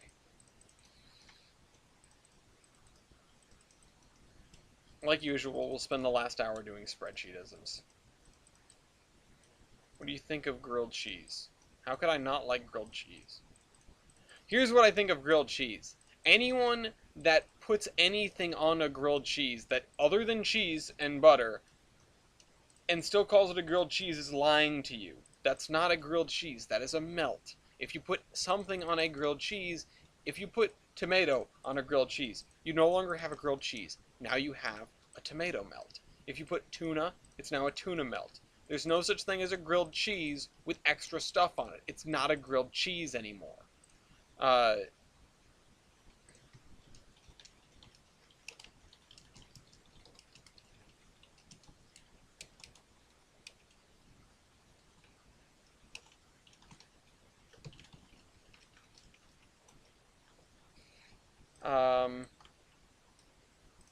Replace butter with mayo. But if I put different cheese on the cheese, then it's still a grilled cheese. It's just a confused grilled cheese. What, if I may ask, and I'm not dissing you for doing this because it sounds like a great idea, what kinds of cheese would you put together? Because now I need to know for my own grilled cheese research purposes. Because typically I'm just doing American or cheddar. Never both. Grilled cheese with tomato soup is god tier. I don't like soup. I know that's a weird thing to single out, but I don't like soup. Eating soup is too much like drinking, and the only thing I like to drink is water. You puts grill on my cheese. Boy.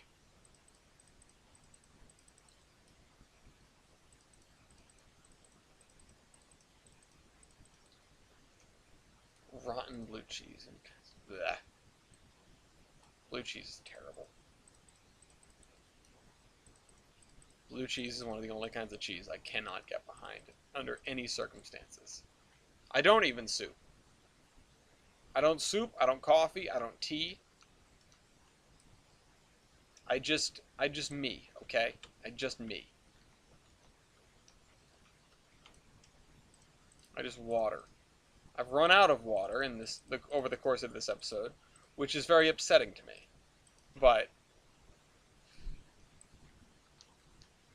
oh well. We all have to live with our failures. Grilled cheese with pepper jack. Ooh. That sounds good. I mean, pepper jack is just good.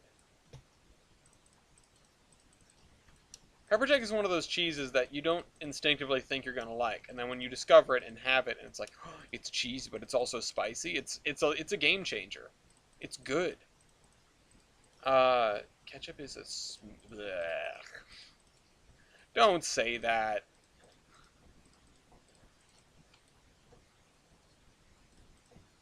Ketchup. You can't call ketchup a smoothie unless you're gonna just drink it. You don't put smoothies on food. It's a condiment. Just because you put something in a blender to make it doesn't make it a smoothie.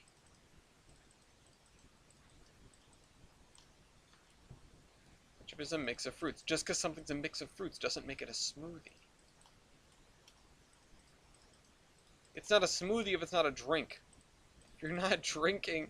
Listen, alright, I'm not going to judge you if you drink ketchup. Actually, I will. That's disgusting. But, try telling that to my history teacher. Oh, God. You know what? I get it. I understand. But I don't think it's worthy of being called a smoothie because you don't drink it. Hi, Matt. We're doing this on a Tuesday. I'm glad you figured it out. It's more ketchup than burger most of the time. That's disgusting. That's way too much ketchup. And I'm a guy who likes my ketchup. I would never. Once upon a time, I used to really only like ketchup as a condiment. And then I came around to having mustard on things. And now sometimes I just have mustard with things. Alright, I'm sure you do.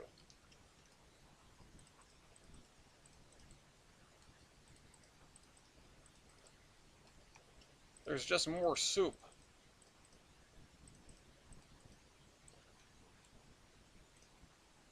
Why do you ketchup on a burger? For the taste.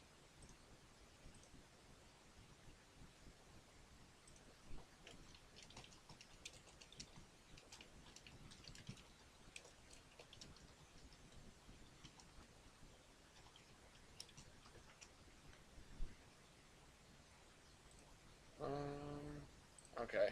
Let's check that. Oh, we're doing the signs again, huh? Kaiser just crashed his game trying to run shaders. Press F to pay respects. Just trying to check on everything else. Pain scale. Oh, France. It's France. It's the strangest concoctions. Yeah, but you don't drink ketchup, whatever. I get how you could call it a smoothie. I just don't think it is.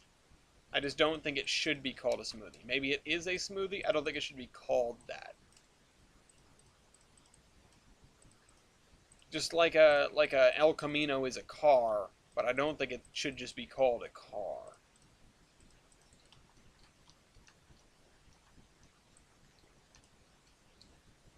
Let's finish the bacon line off.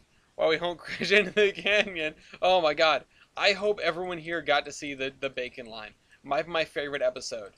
If you don't have time to watch the whole thing, even though the build-up is stellar, just skip to like an hour in and watch from there. It's so funny. I showed Gloria, and there's a bit where Weibold makes the last turn, and she screamed. She was like, "Oh my god!" Kitchen mayo and Oreos. Okay. I will cease spoiling it then because it's a good episode. I came to watch this today. Listen, I appreciate your patronage.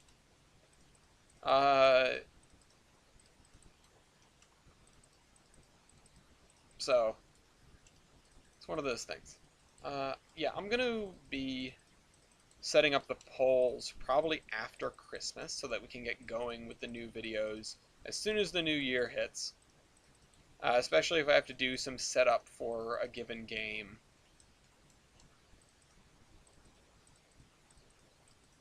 Okay. We are almost at the end here, and then we can do the other side.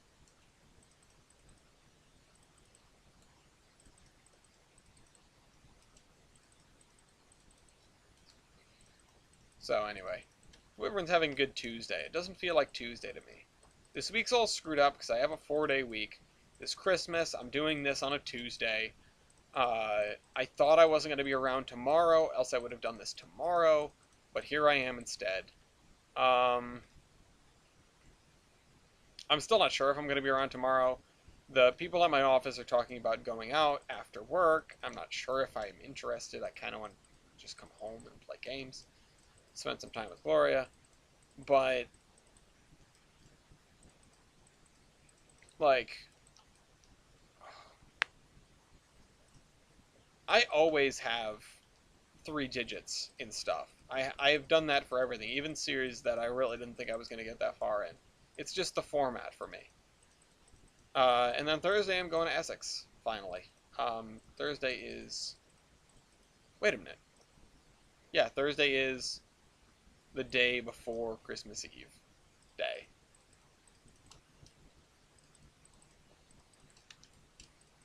So I'm going to be able to see the chooches run. Talked about that a little bit in the most recent podcast. If you guys haven't seen that, that's Locomotive... Zombie Train Locomotive Royale.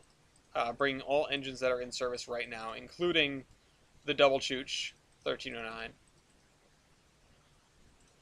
This booster is massive. Yeah, I know. Oh man, the Zombie Train. Miss doing stuff like that a little bit. Just don't have the time. Don't have the creative power. Because I have other things that I'm trying to channel that into, like the Housatonic. Really enjoying that script. Got to an important part last night after Coffee Shop. And about to embark on an even more important part.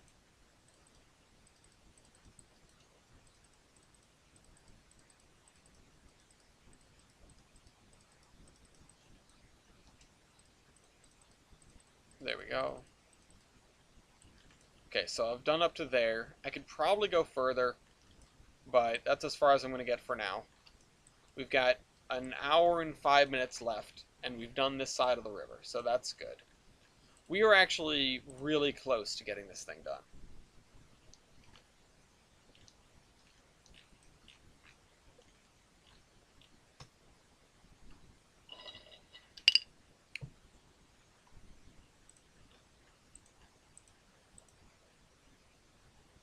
It's just I do kind of feel bad for doing just this side of the river, and not the other side. I guess I could do everything but, like, these tiles, but that doesn't make any sense, because, I don't know, it would be nice to get some of this stuff done.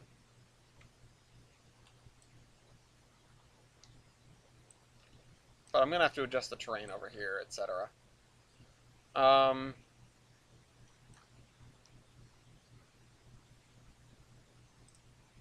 Completed picture when it's done.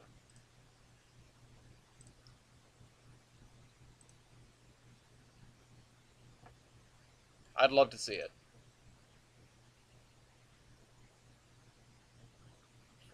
Nigeria, what the heck is this? Oceans. Okay. Sorry, I'm getting distracted by things. Okay.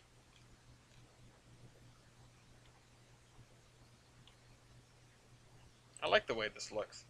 See you, ready.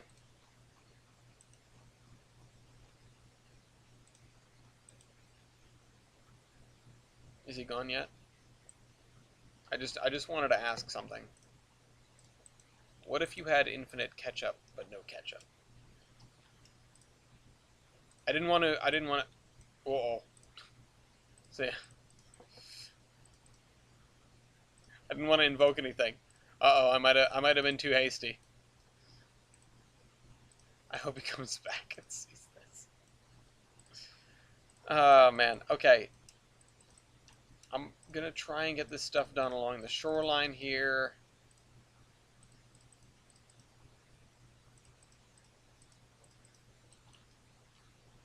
And then we're going to move into the part where I can't see anybody, and I'm trying to do spreadsheetisms. Shall never speak of that again. Oh, man. But he tried, though. And I put him in timeout. Which wasn't a thing I knew I could do. But I did. And I felt bad about it a little bit.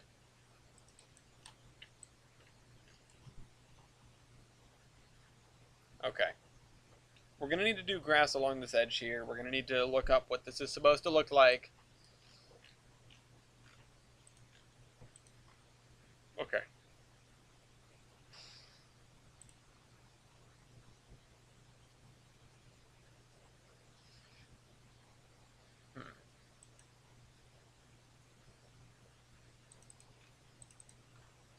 Look how far we've come.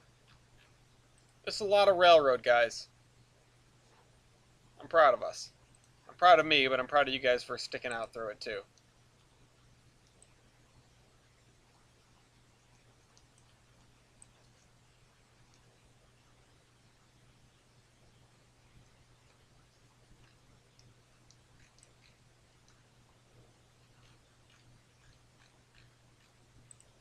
Bluff City. Should change that to Beach City just for the heck of it.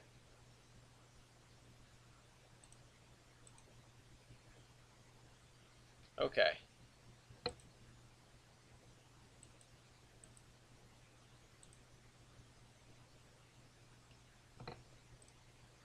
I could turn off the grid lines. Oh well.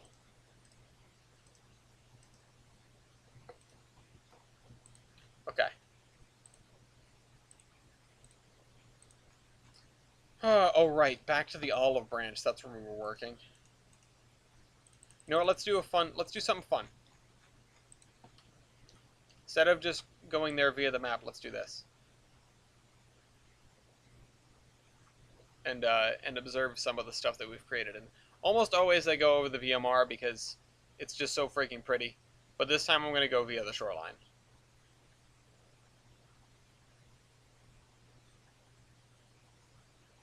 So there's a farm.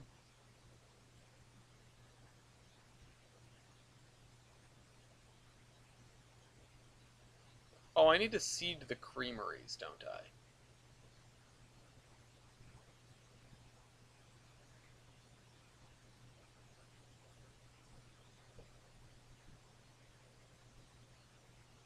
Oh, I'm missing grid over here.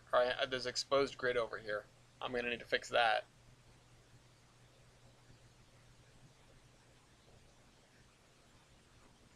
It's a really nice barn.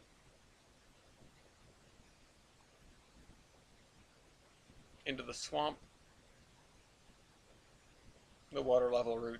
Yeah, exactly. It's really struggling to load in some of this. Hello. What's up, cheater? Alright. I didn't cheat. You did cheat. But okay, I didn't. You did. I didn't though. I did, and I hope you enjoy sleeping in here. What is in the rules what rule did I break? You broke the rule of changing your wardrobe. That's not a rule. Where Nobody else changed their wardrobe on fucking Apollo when that card was pulled. I don't know if that's true. No. And also the achievement artists definitely have. So You're a cheater. no, that's in the spirit of the game, baby. No. Yeah. You're a cheater. No, I didn't cheat. You're a cheater. It's not, just because nobody else did it on the trip doesn't mean it's a rule. No, I'm not a cheater. Cheater. No. You're a cheater. No you. No you. No you. No you. No you. No you. I wanted a horse. Oh, okay, that's how it is. I wanted a horse and I'm taking the kids. You already took the kid. He's behind you. Yeah, you're right. And you said he doesn't love me because guess what? Yeah. He stayed with me. You scooped him up and closed the door. Yeah, and the other door was open. He could have came in here for you. Yeah, but he's lazy. Have fun sleeping in here. Okay.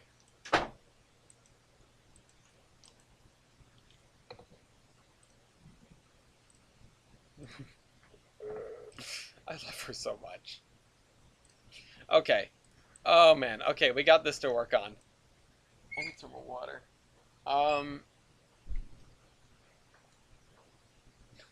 You slamming the cabinets. Alright, I'll see you short line. The fun part's over. Yes, you're just gonna sit there and eat chocolate and stare at me. I'm right. You're not right. Oh my god. I'm not falling for that.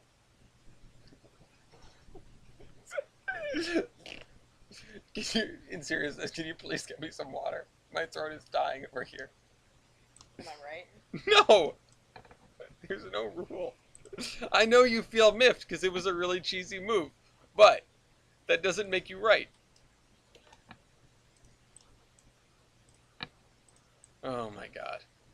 Okay. We need to figure this stupid thing out. Oh, and I can do this one while I'm here. Alright. This is uncalled for.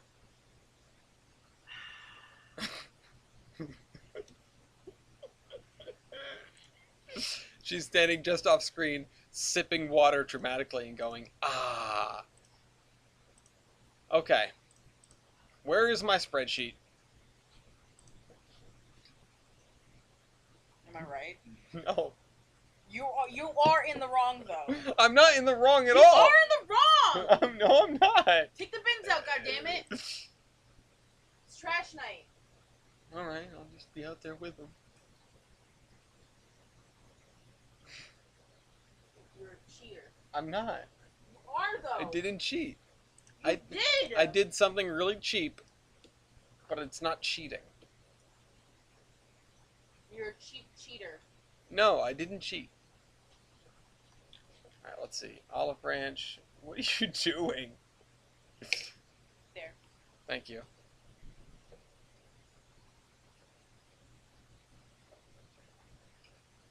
What'd you put in this water? I'm just kidding.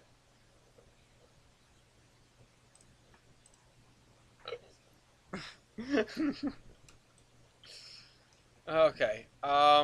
We've got what? This counts for 2, 3, 4 industries here, which makes sense. We've got 3 industry links.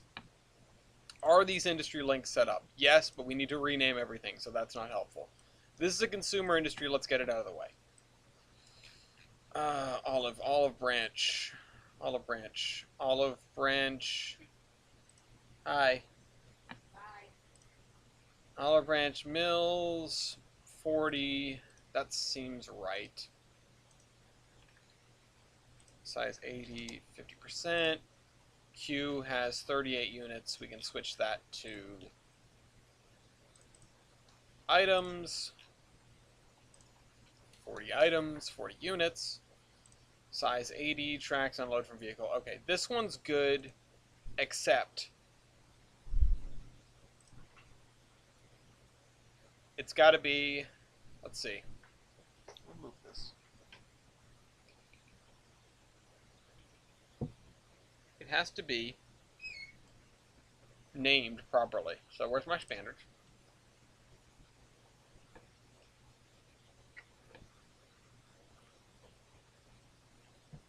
Town railroad name use.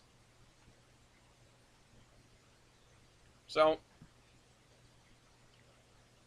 because it's a location, I think I'm going to go with OB for Olive Branch. I don't think we have OB as anything else. No, we have OL.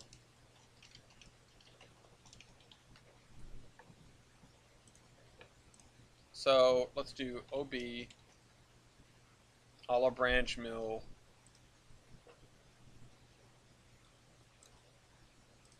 Olive Branch Mill Goods. There we go. It's going to be a little bit obnoxious, but whatever.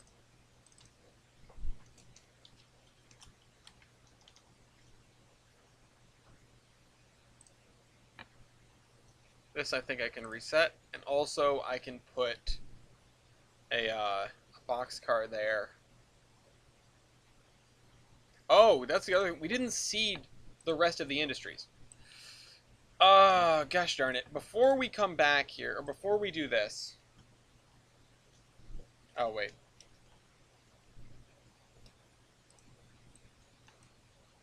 Put you there. Before we do this, we have to seed the other industries. So, first things first, I'll start with the creameries.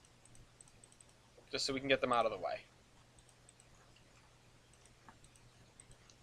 These things are set up, if I remember right. They shouldn't be highlighted either. So this 300 items. And, let's see. Borden's milk tank car. Butter dish car. Yeah, max load of 300. This is Sparta. And so we'll put these in their proper places.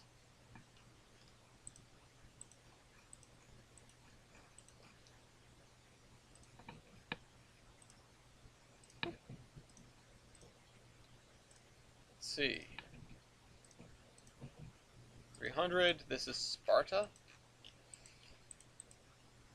And we've got two more. There's this one, and then there's the one back by the quarry, which we should probably get out of the way first because, well... Oh yeah, we need to do the scenery around here.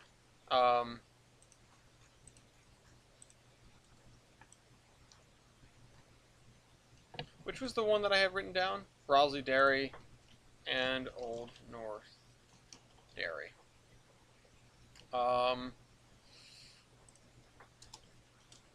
Mainline grid. That needs to be written down as well. Okay, so go over here. Throw down this at the creamery.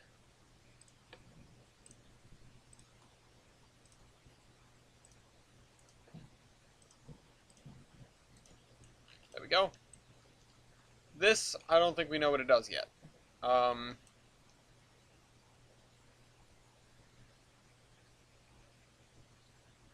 BLGE. Oh, that's a switch. That's right. What does this do? Why is it... Oh, because it makes coal. We don't want it to make coal. Yeah, we need to come over here and do this.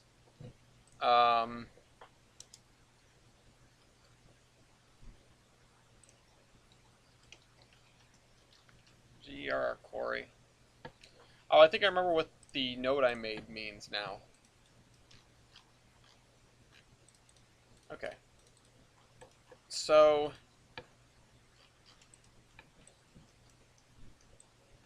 here we are. We need to put cars for all these things in place. So the quartz sand is going to be one of them. So we need, let's see.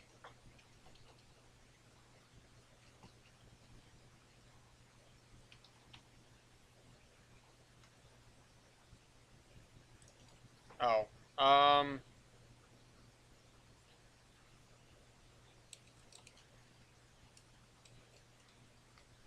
GB, ACF, Cover Hopper, Boston. Oh, it's Gilson Eastern. That's right. Okay, we'll put that there. Let's look at these other things. So, can you even get that out of here? Yeah, just barely, though. Just barely with a relatively small switcher. That's actually really, you know, kind of too close for comfort. Oh, you know what? I also... oh, wait, it's back. It's inside the building.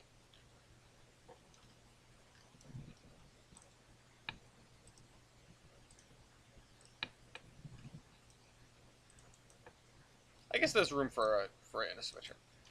So, okay. So what else have we got over here?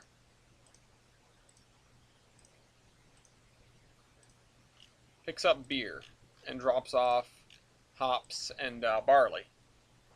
Now, hops and barley, if I'm remembering right, they come in this hopper as well. Let me double check. Freight cars and loads. Let's go down to hops. Hops starts with an H, you idiot. H. Hops. Why is it 45,000 instead of 60,000? That doesn't seem right. It should be 60,000. I think that was just a goof on my part because this doesn't, you know. Let me double check it against the industries document here, or commodity balance rather. Or sorry, industries document first. Back at the bay, yeah, it's 60,000. What did I do? I must have goofed something. Yeah, 60K, 60K.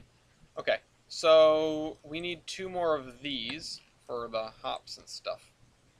We'll just put them in here.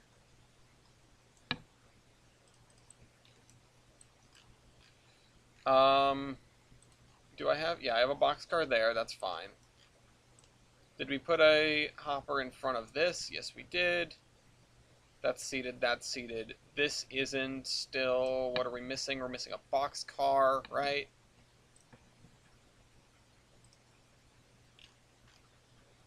Wait a minute. No, that's right. I must have just missed buttons or something.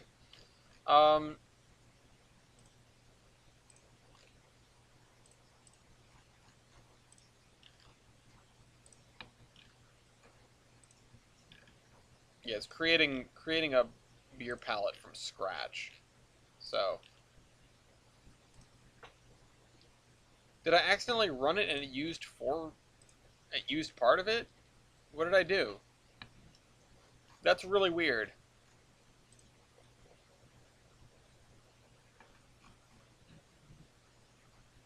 I'm not sure how that happened.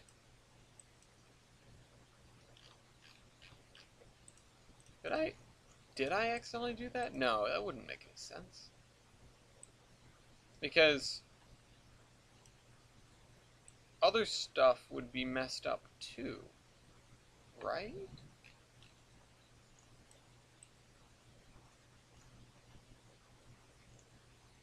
These guys are all still in their correct spots. So it couldn't have been that.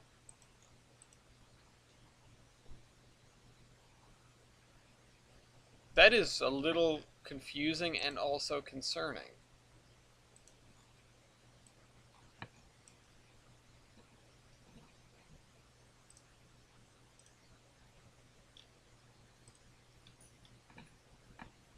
No, it seems fine.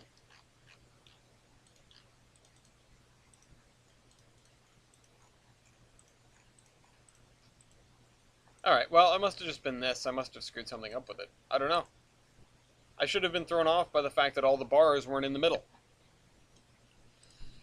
Anyway, beer palette. What do you go on? Beer palette, 34. 40-foot copper range DES. Oh, yeah. Oh, it's another one of these. It's a lot. Oh, because of all the different kinds of coal. Beer palette. Goes on the boxcar 40-foot copper range. There we go. You. Okay, so you go there. Oh, you know what? Actually, these guys... I'll leave them over there.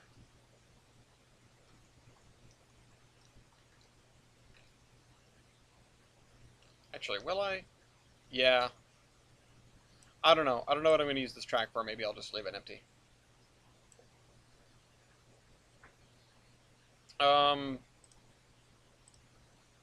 What about this track? What does this track do? Oh! Oh, I'm so stupid. The only thing that uses that track is beer. So give me you two. Put it over there. And then the flat cars for lumber have to go over there. But... Oh, you know what? I just remembered something. I remembered something. We don't need to give it lumber directly. We need to give it pallets now. We can change that. Empty 2.4 meter pallets. We can give it 10 of them. Which is not great because it messes with everything else.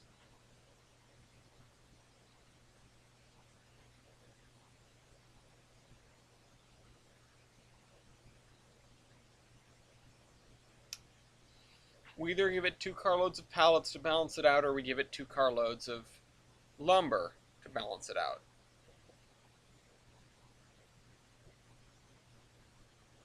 Now, what makes more sense? Because the thing is, obviously 10 isn't divisible by 4. It's divisible by 2, but we don't go that low. It's divisible by 5, but I'm not sure if anything else is. Actually, the one thing that would be the problem, because everything else is 60k. The one thing that would be the problem is 34.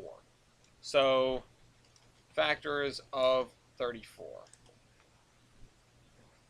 Oh yeah, that's not helpful. Son of a gun. It is 34, right? Yeah.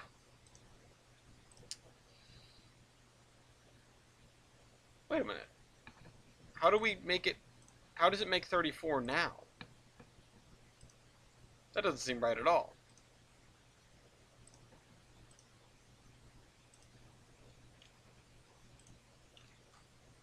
Processes.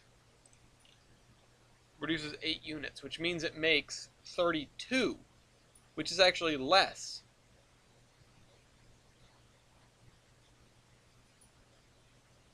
If I have it make, let's say factors of 68. Now this has a 4. So you know what, I guess it's going to be 2 boxcars full of beer then. Produces 17 at a time. So that means we have to double this queue to make this 68, and to make this, that'd be 136, 136. And now we need to change that in here.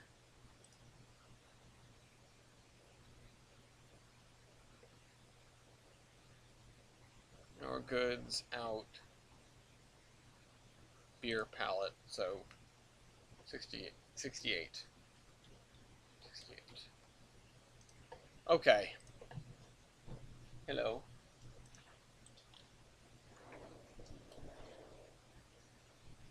You got more Dolce Vita. We need to stop with that. Those can't be good for us. I mean, I guess they are gluten-free. But, hi. Yeah, okay, that's what I thought. Cheater. I'm not a cheater. I didn't cheat. cheater. I didn't cheat. You are a cheater. I didn't cheat. Shush. You shush. I didn't cheat. Put a brown nut in your mouth. Excuse me? You heard me.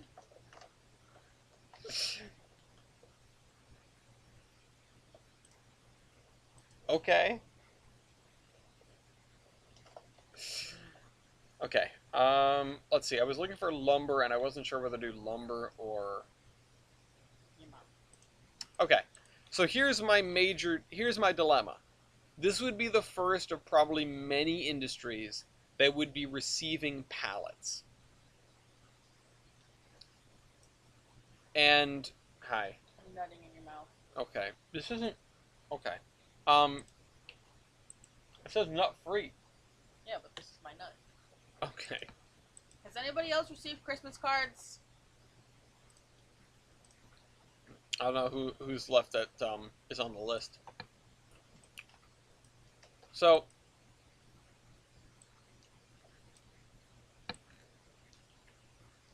I guess I'll just leave it as lumber for now. So that means what card do we need for lumber? I'm not a cheater though. I'm not a cheater though. You are a cheater. I didn't cheat though. You did. How? What you did was a cheating move. It was definitely cheap. It was not cheating. Then you 50 cheat. foot. Yes, I did play cheap.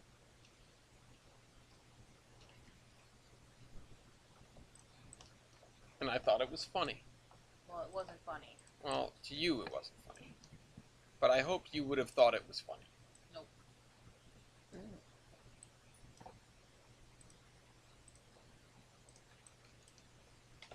do you mean? No.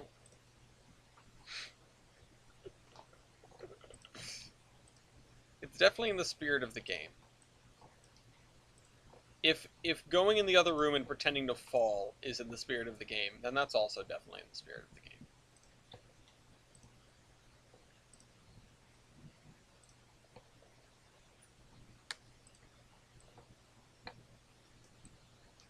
I'm not really enjoying these. No, I'm fat. I want them gonna chew on. Alright, so we've got 2 flat cars there. Those are for our deliveries. Did you just eat the lobster forehead? Yeah.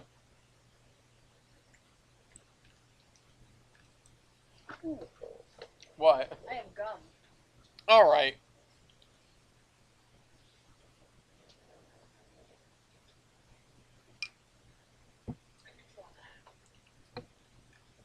Alright, so that industry is seeded. Are these 2 seeded? I think they are. Yeah, that one is, that one is. I think that's it. I think those are the only industries that we forgot about for the time being. We didn't seed this, though. We set this up. How many carloads are supposed to come out of this thing? Let's see. Consumer industries. Downtown Olive. Why does this not count as Downtown Olive?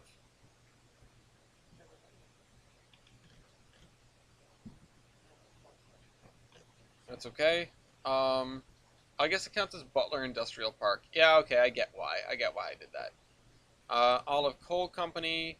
So that's 138, 240. I guess that's 2 carloads? Or is it 3? Yeah,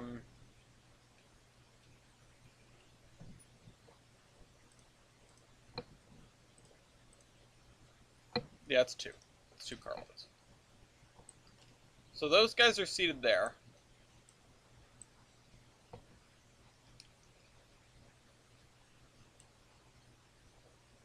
Bye, good boy.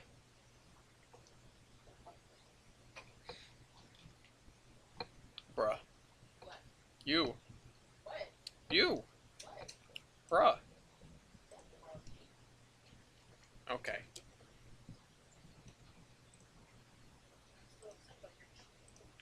Well, I'm sorry that you're upset about that. I am. I didn't want you to be upset. I wanted you to be amused. That's why I went for a Santa hat instead of like an actual hat. I wasn't doing it to be cheap. I was doing it to be funny. It was cheap.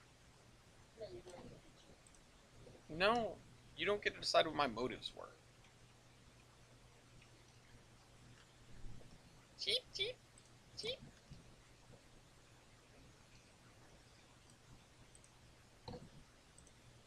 Do you want to take a shower when I'm done with this? Okay. Okay.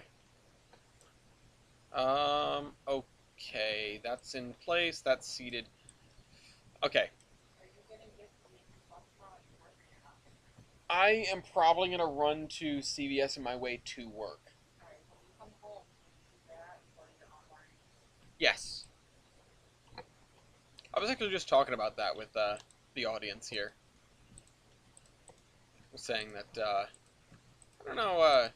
I don't know if I'm gonna hang around too much because the people want to go out for like drinks and stuff. At least that's what the email said. Yeah. Not only do I have you to come home to, I don't really care for drinks. So. Okay. So this consumes 1 unit of logs, but it should instead produce 1 unit of logs. Also, the timing is all wrong. Okay. So I never quite set this up right. I want this thing. What does it say it's supposed to be producing? Olive Branch Mills. It's supposed to consume 70,000 coal, which is a little more than 1 carload. So let's throw down a car just for some frame of reference.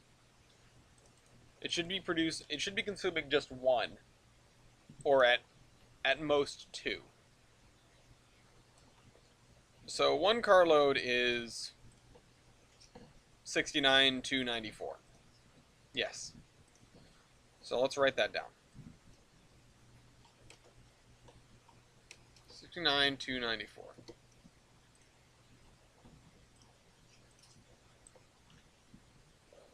And it needs to be able to consume at least twice that. So, but as long as things work for the lower number, they'll work for the higher number. We just need to have it clocked to the higher number. So it needs to consume that much. Now the issue is finding factors of this. We've done this before, but I don't remember what they are, so we're going to write it down again. Factors of 294. Ooh, not a lot of things. Okay, 1, 2, 3, and 6. What? Actually, I believe it came with it. But yeah, it's in there. So that means we're pretty much baked into using the 6.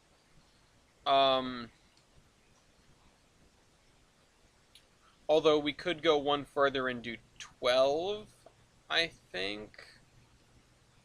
No, we're gonna have to do it with 6. Yeah. So we're gonna have to do it.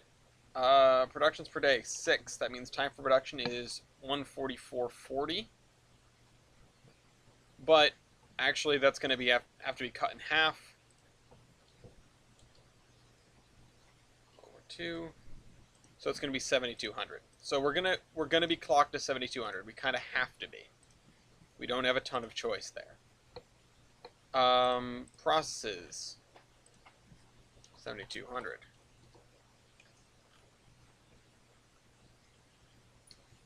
It's going to consume. How much coal did I say? It's going to consume.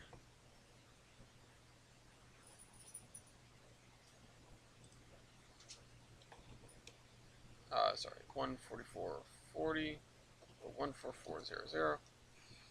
144.00. Units per production. Oh, we're going to have to work backwards on this one. Wait, no, just kidding. We have the math right here. 11,549. So yeah, that matches up. These two match up.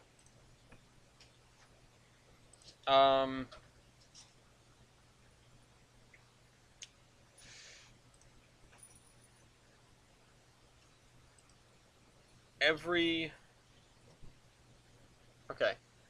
How many carloads of logs do we want to put in to make a certain output? So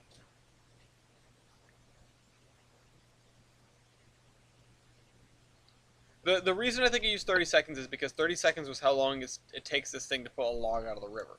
I'm not sure if the animation is going to be going because we're in Surveyor, but this drags logs up out of the river at a fairly steady clip. Now, if we have it consume... Hi, my love. If we have it consume, say, 5 carloads of logs automatically throughout the day, that is 50 logs. And if we have 50 logs, like if 1 log equals... or if 2 logs equal 1 thing of lumber and 1 chunk of wood chips. Well, okay. Let's not go that crazy with it. Let's do it like this. 50 logs looks like this. 1, 2, 3, 4, 5. Are you sticker bombing my computer? Maybe. Okay, are you having fun sniffing my feet? Do you want this really realistic pineapple on your laptop? I put this one in there. Sure, you can put that on my laptop.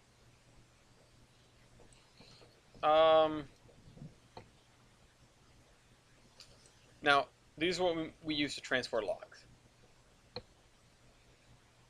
Now, out of these carloads of logs, how much lumber are we going to get? Now, if it's the same as the lumber mill down in Olive, it's 1 log for 1 lumber, 1 unit of lumber, which doesn't seem right to me, but whatever.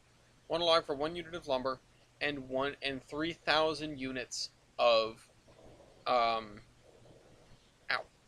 thing. No, let me go and fiddle with that, because that doesn't seem right. If you look at the size of a log versus the size of a unit of lumber. Because, let's go back over here, and then I'm going to go fiddle with that. I left it yet. Here. Sorry, 50 foot.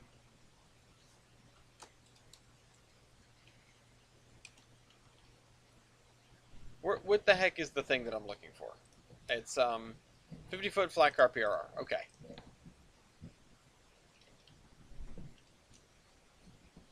Leave me some.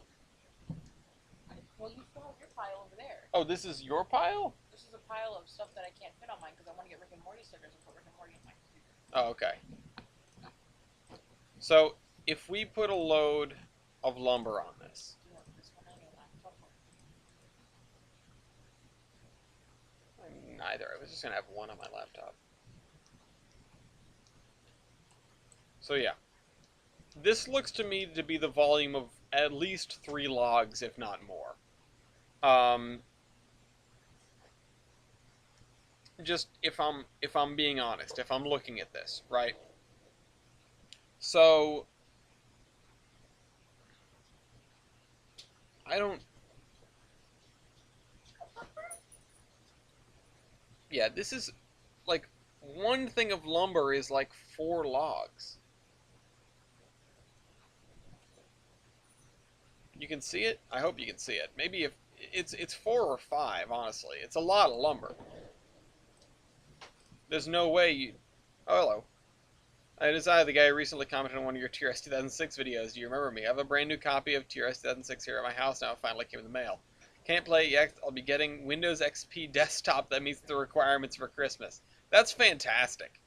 I wish you the best of luck, and I hope to hear from you again if you can get this thing running. Because that would be absolutely wonderful. So, but anyway, thinking about this. It's got to be at least 2 to 1, if not 4 or 5 to 1. And that is... What do we use for wood chips? Let's see. Wood chips. Scroll all the way down to the W. Wood chips.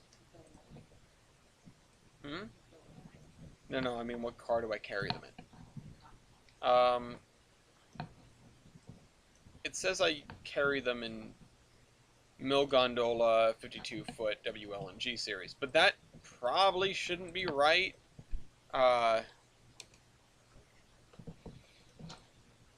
Because, let's be honest, you're not going to be carrying wood chips in this. Not on a regular basis. In fact, you're probably going to carry them... A little bit, yeah. You're probably going to carry them in this. And the reason I don't is because it's set up to be... Because originally, I didn't think I could load this automatically. Now, I'm pretty sure with the changes, I can. So I'm going to go through and double check this later, but for now, I'm going to change the formatting on this. Let's see. Pay special, format only. And then we need to change this, copy, pay special, format only. And this, I'm going to have to change this to this one, 65,750. So, if we use this instead, wood chip 3-bay HW. Yeah, this one. This is more like it.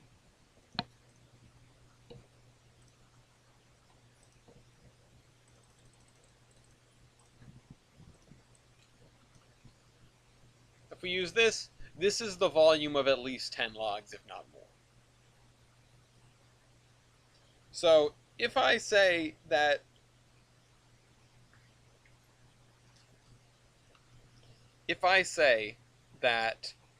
the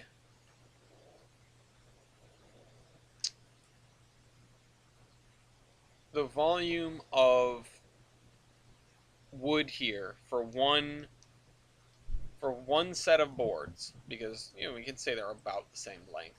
I think they might be exactly the same length as the logs, but they're a little bit longer. Then that makes even less sense. So this is 65,000. Based on the equation we currently have, that is, let's see, 3, 10, that's 20 logs worth of wood chips in here. Now that seems closer to being accurate if you were to just mulch half of the logs, which I know isn't accurate. But if we go back here, Now, the industry as it stands. If I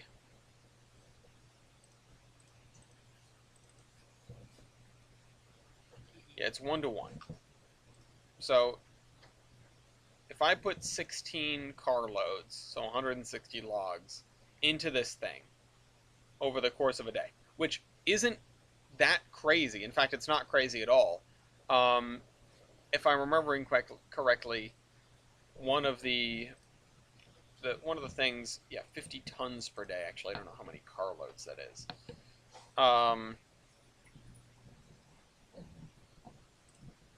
We may have to keep it this way for balance purposes, but part of me is thinking that we should be producing lumber at a rate of like 1-to-4, and then wood chips at a rate of this times 2,000, possibly.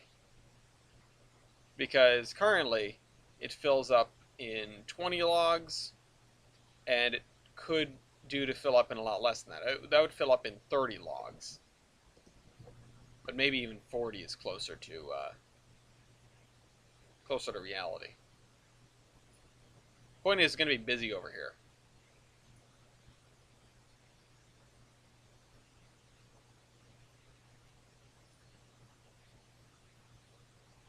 We can fiddle with this ratio later, but I am interested in keeping it realistic. So we can do this over 4 to make 40 units of logs, and then this, yes, my love, times 2,000. Wow. Yeah, in 20 minutes. So here we go. Let's turn this down to 2,000. It's going to produce, oh crap. That is the lowest rate I can do.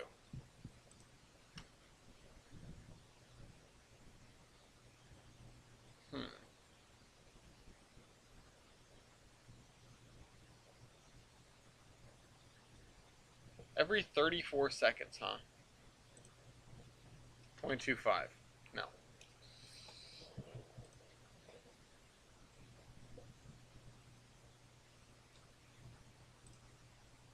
Well, if I change this to 4, that really messes with this.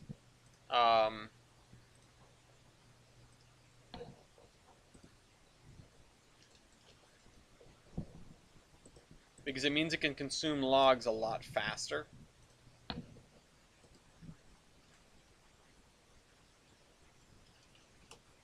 It's going to consume up to 10,000 logs. Now, I don't think that's even remotely realistic over the course of a single day. That's, a carload is 10, that's over, I mean, that's 1,000 carloads.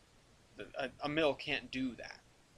But I can't slow this down at all, so to keep the ratio, this obviously the problem is going to be the bottleneck of supply. So I can't slow this down at all, so the ratio is going to be the same. It's just going to run out of logs a lot. That's not great, but probably what we're going to have to deal with here. Now this goes really fast. Yeah, no, and I think I'm going to change this down to 160. It just has to be a multiple of 4. Which it is, of course.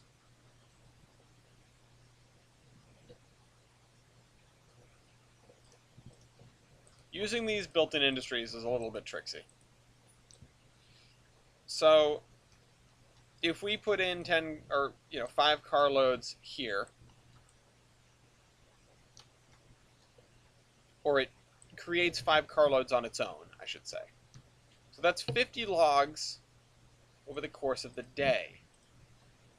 50 logs divided by 6 doesn't come out evenly, so let's do 60 instead. So 6 carloads.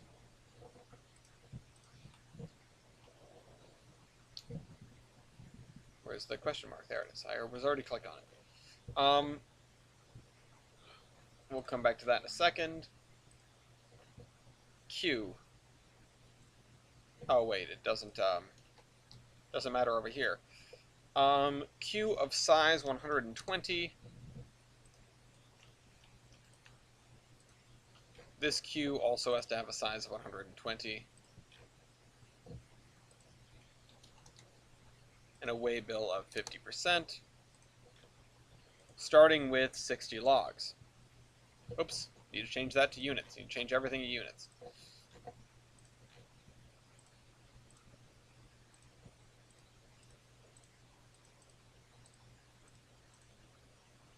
Okay.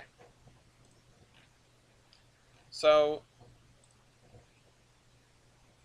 697, we'll fix that in a minute. Logs, 60 items, 60 units. It'll consume 10 items every time. How much coal will it consume every time? We've got 11,549.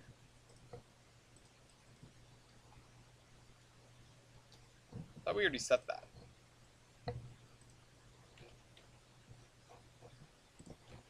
Back to queues. Okay. Back to the calculator. 138,588.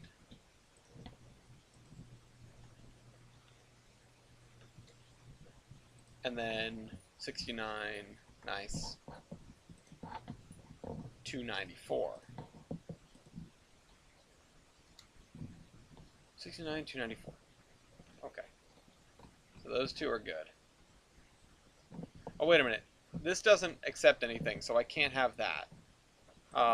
This doesn't produce anything, so I can't have that. This doesn't produce anything. I need to set the weigh bills in the proper places.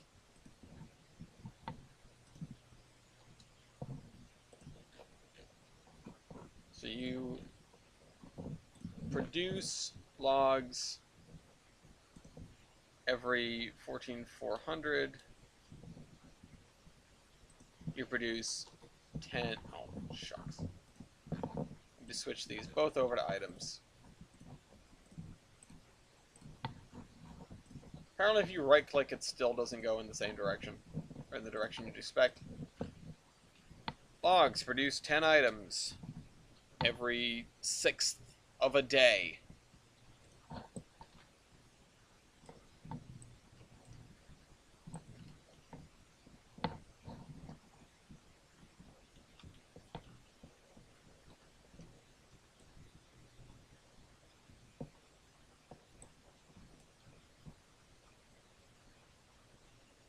We'll say this is more efficient with creating logs.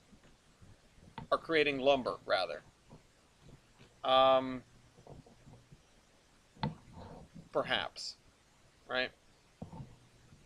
So we've got to produce 6 times a day.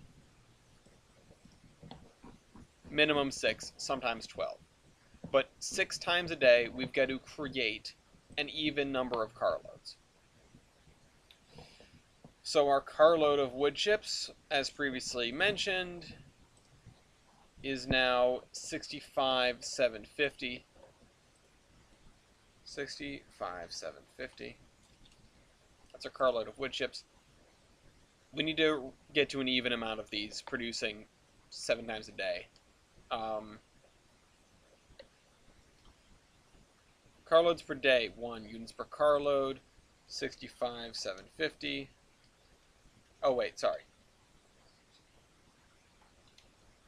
Time for production, this is not going to work out, is it? 14400. Not quite. We are actually literally 2 units short of our goal.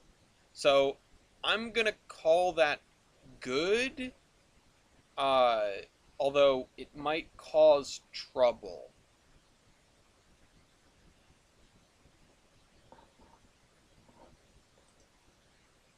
$10,958.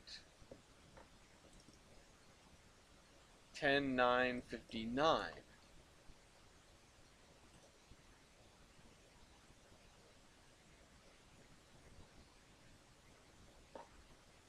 All right. What if I go up one more? 960. Are these not being decimals? Oh, they're rounded. Come here. Come here, hi, good boy.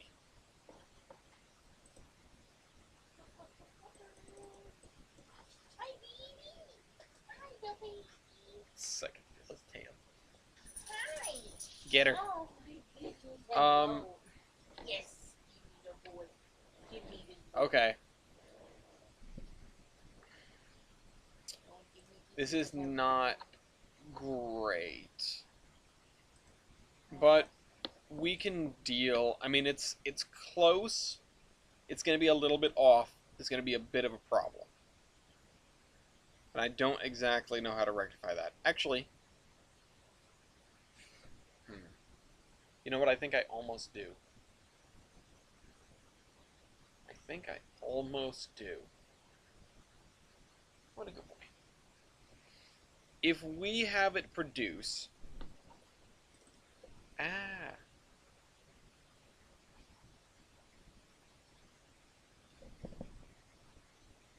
If we have it... So, time for production is that. Units per production is 10, 9, 48. Okay? Now, where do we get that number? We got it from... Oh, whoops. It's supposed to be 58. Yeah, there we go. 10, 9, 58. If we drop it by just one, 10, 9, 57, it gives us... We end up 8 short. 8 short. And that works. Sort of.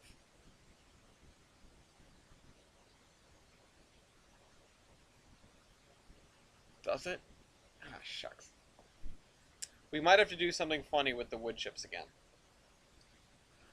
So that isn't divisible by... So we're producing something, we're going to produce it in 6s. We need to consume it in 4s. So that means we need to produce 24 of it. 6 times 4. Yeah, 24. Because if we produce 24 of it, let me see. Is there another commodity I can grab here, or is this bugged out? It's actually not bugged out. Holy cow! How is this thing still surviving? Let's just do wood barrel for now.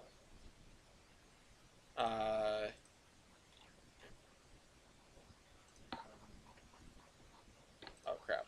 Did I break it? Did I break it? Did I break it? I didn't break it. How is this not broken? This is outstanding. Let's do... I wish I had some other kind of...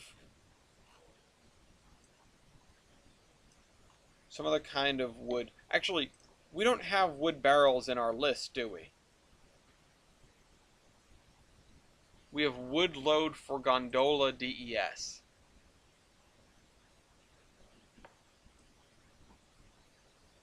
What is that?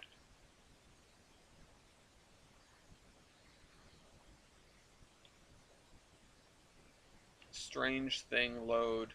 I don't want to use something in here, so a wooden barrel might be the way to go. But let's scroll down to wood.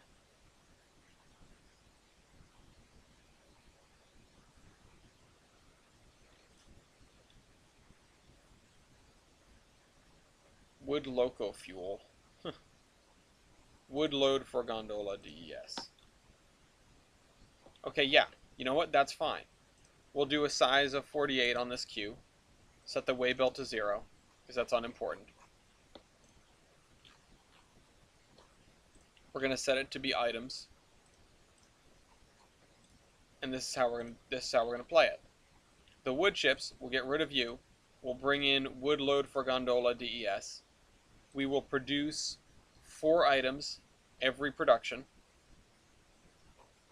which I thought I already set this 7200. Uh-oh. Is this breaking? Okay, no, it's not. We'll come back to lumber later, but that one's an easy one. If we produce 4 items of this over the course of a day at normal production, we will produce 24 of them. I believe my math checks out. Then this, right here, This is wood chips pickup. We're going to go wood load for gondola DES. Size 48. Waybill 0%. Waybill 50% on this, but we'll know what kind of size we need yet. So let's just go with 1 million. Or 10 million, or whatever that is. That's 1 million. I don't know how many zeros I put in. Get rid of... Oh, no, that was... Oh, no! No, this one's broken! Alright, hold on.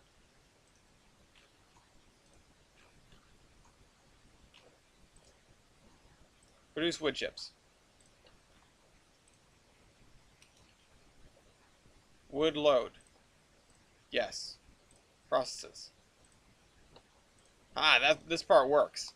Okay. This part doesn't break, I guess. I say. Every 7,200, you're going to consume... Switch these both over to items.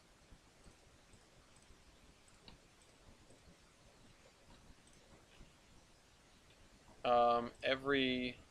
It's not going to be 7,200 seconds, is it? It's going to be...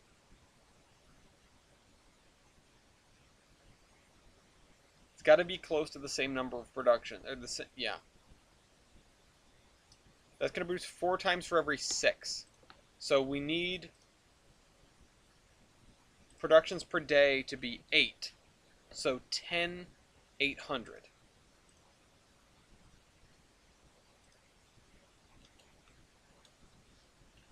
1,800. You're going to consume 4 items of this. You're going to produce, let's just say 10,000 for now. That's not really what I want, but whatever. Like oh wait, 1 million didn't stick because 50, waybill 0, size 48.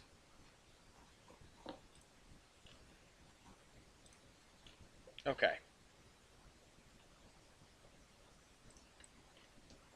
Here's what we're going to do.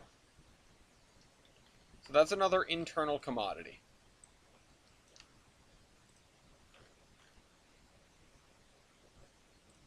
It consumes 11, 549, consumes 10 of those, produces 1 item, produces 4 items. Now we need to figure that one out, but every 14,400 it produces the logs. It can store 50 of these. I don't know if that's right. Let's see. So if the other thing takes 4 to make a piece of lumber, this takes 3. It's going to be more efficient. Which means... Wrong button. Which means that this is consuming 10 items. Oh, it's going to take a little less than 4. It's going to produce 3 items of lumber. Now, this is going to produce 6 times a day. So that means that's 18 items of lumber. Now, you can mix it up. If you end up in the middle, then you will have a weird number of carloads, but that's just the way the cookie crumbles. This takes in 3 items. Or it produces 3 items. That's a carload and a half. It does it 6 times a day. That is 9 carloads. It's a little weird, but whatever. We'll roll with it. So it turns this into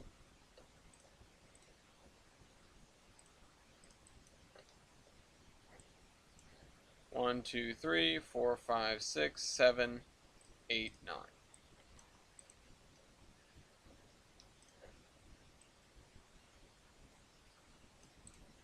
So there's your input. There's your output. Now we need to figure out our wood chips. Because it's producing more efficiently, it's not going to make as many wood chips. So, if previously it would take, if it takes the other lumber mill 60 logs, no, not 60, 30 logs to make 1 load of wood chips. That means this train, oh wait, my bad. We're doing 60 now. this train produces this amount of wood chips. Honestly, I'm okay with that. I'm probably going to leave that the same.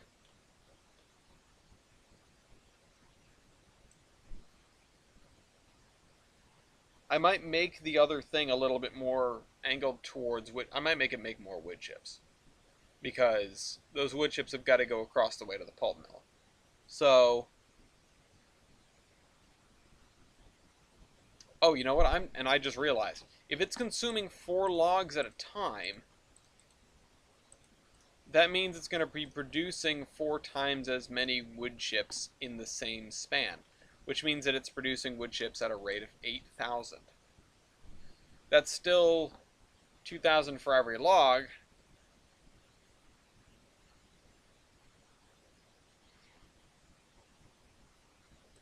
We could do a little bit more than that. We could do 12,000, which would be 3,000 for every log, which was the rate that we were going at before.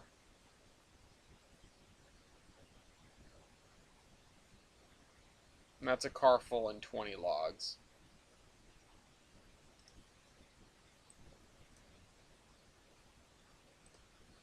Or we could go with 10,000. That's 2,500 per log. And it's a nice round number. So I'll leave it at that for now. We're probably going to end up changing that later. We're going to have to rebalance this. But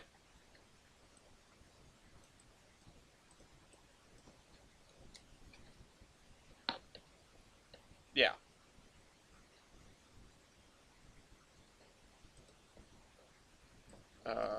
25. L11 over 4. Yeah. The thing is, with the way that lumber works, although we're going to end up changing this so that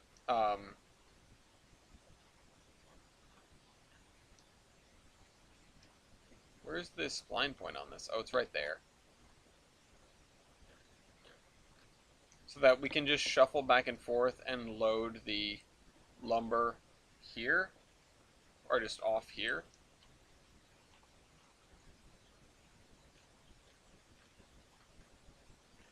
Yeah, we'll see how that works. This is going to be this is going to be a pain in the butt.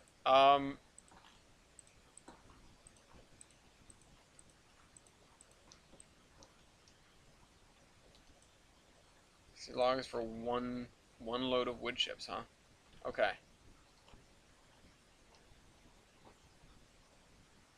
Yeah. And so on a good day we'd get 2. Okay, so how do we break that? Oh, wait, we don't need to. We already did that, though. I gotta finish this. I gotta get this all out of my head before I'm done here. So, 3 items, 6 times a day, that's 18 lumber, which means that the Q for lumber has got to be 32. Wait, 36. And there's nothing in there. So I'll move it over to here. Q for lumber has got to be 36. Start us with 18 items present. Weigh bill of 50%.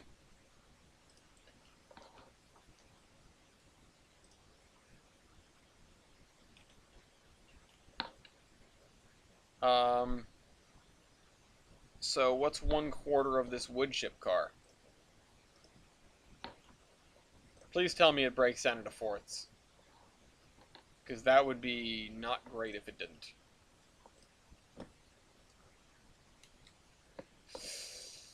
Ooh, okay.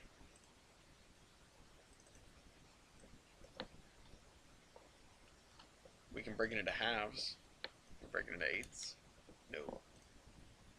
Oh, crud. Wait, we can go in fifths.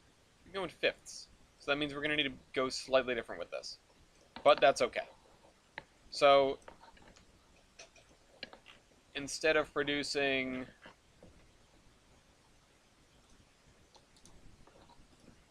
Instead of producing 24 of these, we're going to need to produce 30 of them. So turn this up to 60. make 5 of these.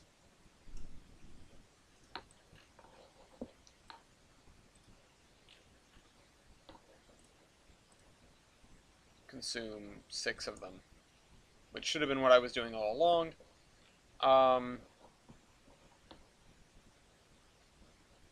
Makes 5, consumes 6.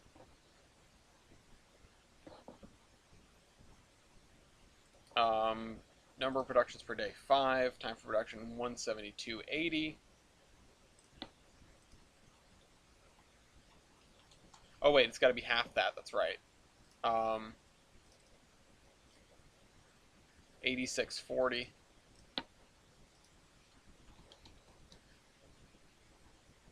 Because that's the thing, it can run at double speed if possible. If you feed it enough logs, it'll run at double speed.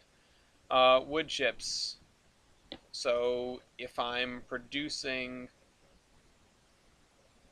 carloads per day, 1 units per carload, that many, time for production, 17280,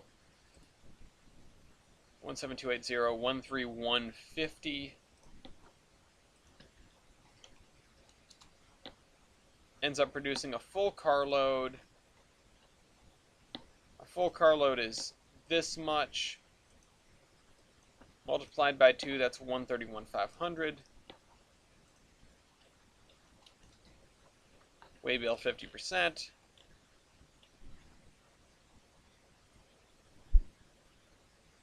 $35,001 items. Yeah, that's not what I want you to start with. I want you to start with 65,750.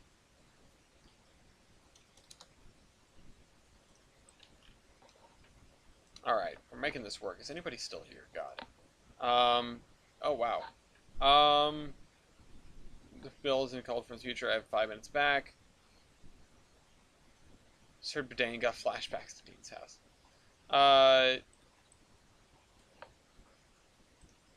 Damn. That's pretty intense.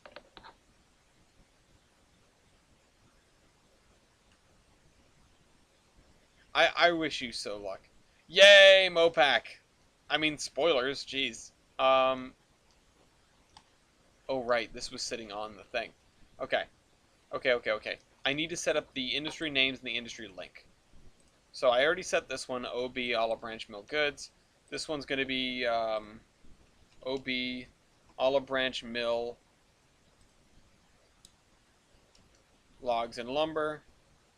Was I typically doing spaces or not? Now I've forgotten. Hold on. I need to check one that I already did. I guess not. Marzipan bulbs. Okay, I wasn't doing spaces, so now I need to fix that.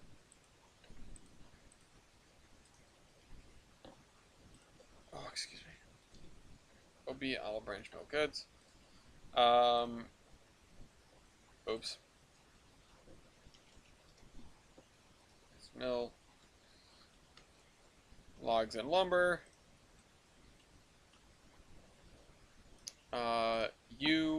Oops, that's a tree I just clicked on. OB Olive Branch Mill coal drop off.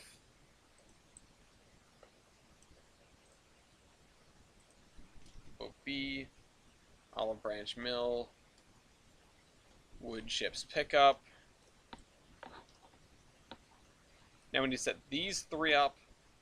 So OB coal drop off to OB wood chips pickup.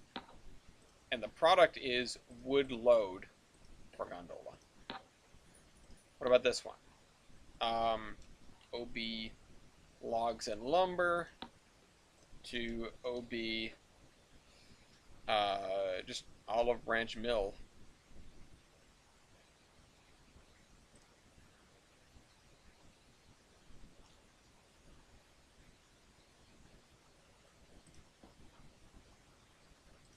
Yeah. Logs. Check. And you, OB Olive Branch Mill coal drop off to OB Olive Branch Mill logs of lumber. We did it! It's done, asterisk. It works, question mark. Let's make sure everything's seated properly. You can go over there.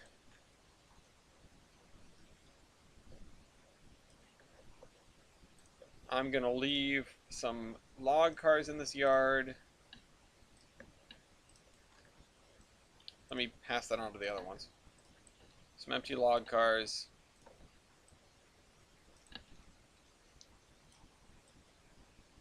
And then I'll fit this train in here.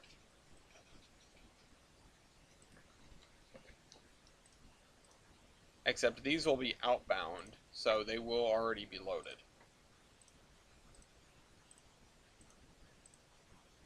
Oops.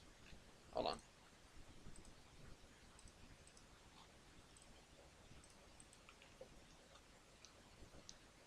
There we go.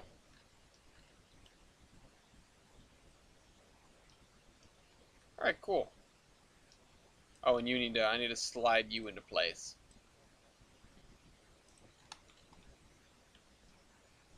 Technically, we shouldn't have this line of cars here because there just wouldn't be a, this is set up to run without being fed anything. But it'll be fine the way it is. Okay. Oh, I nailed it. Wow. I mean, it's still a little bit off. This needs to be lined up a little better, but...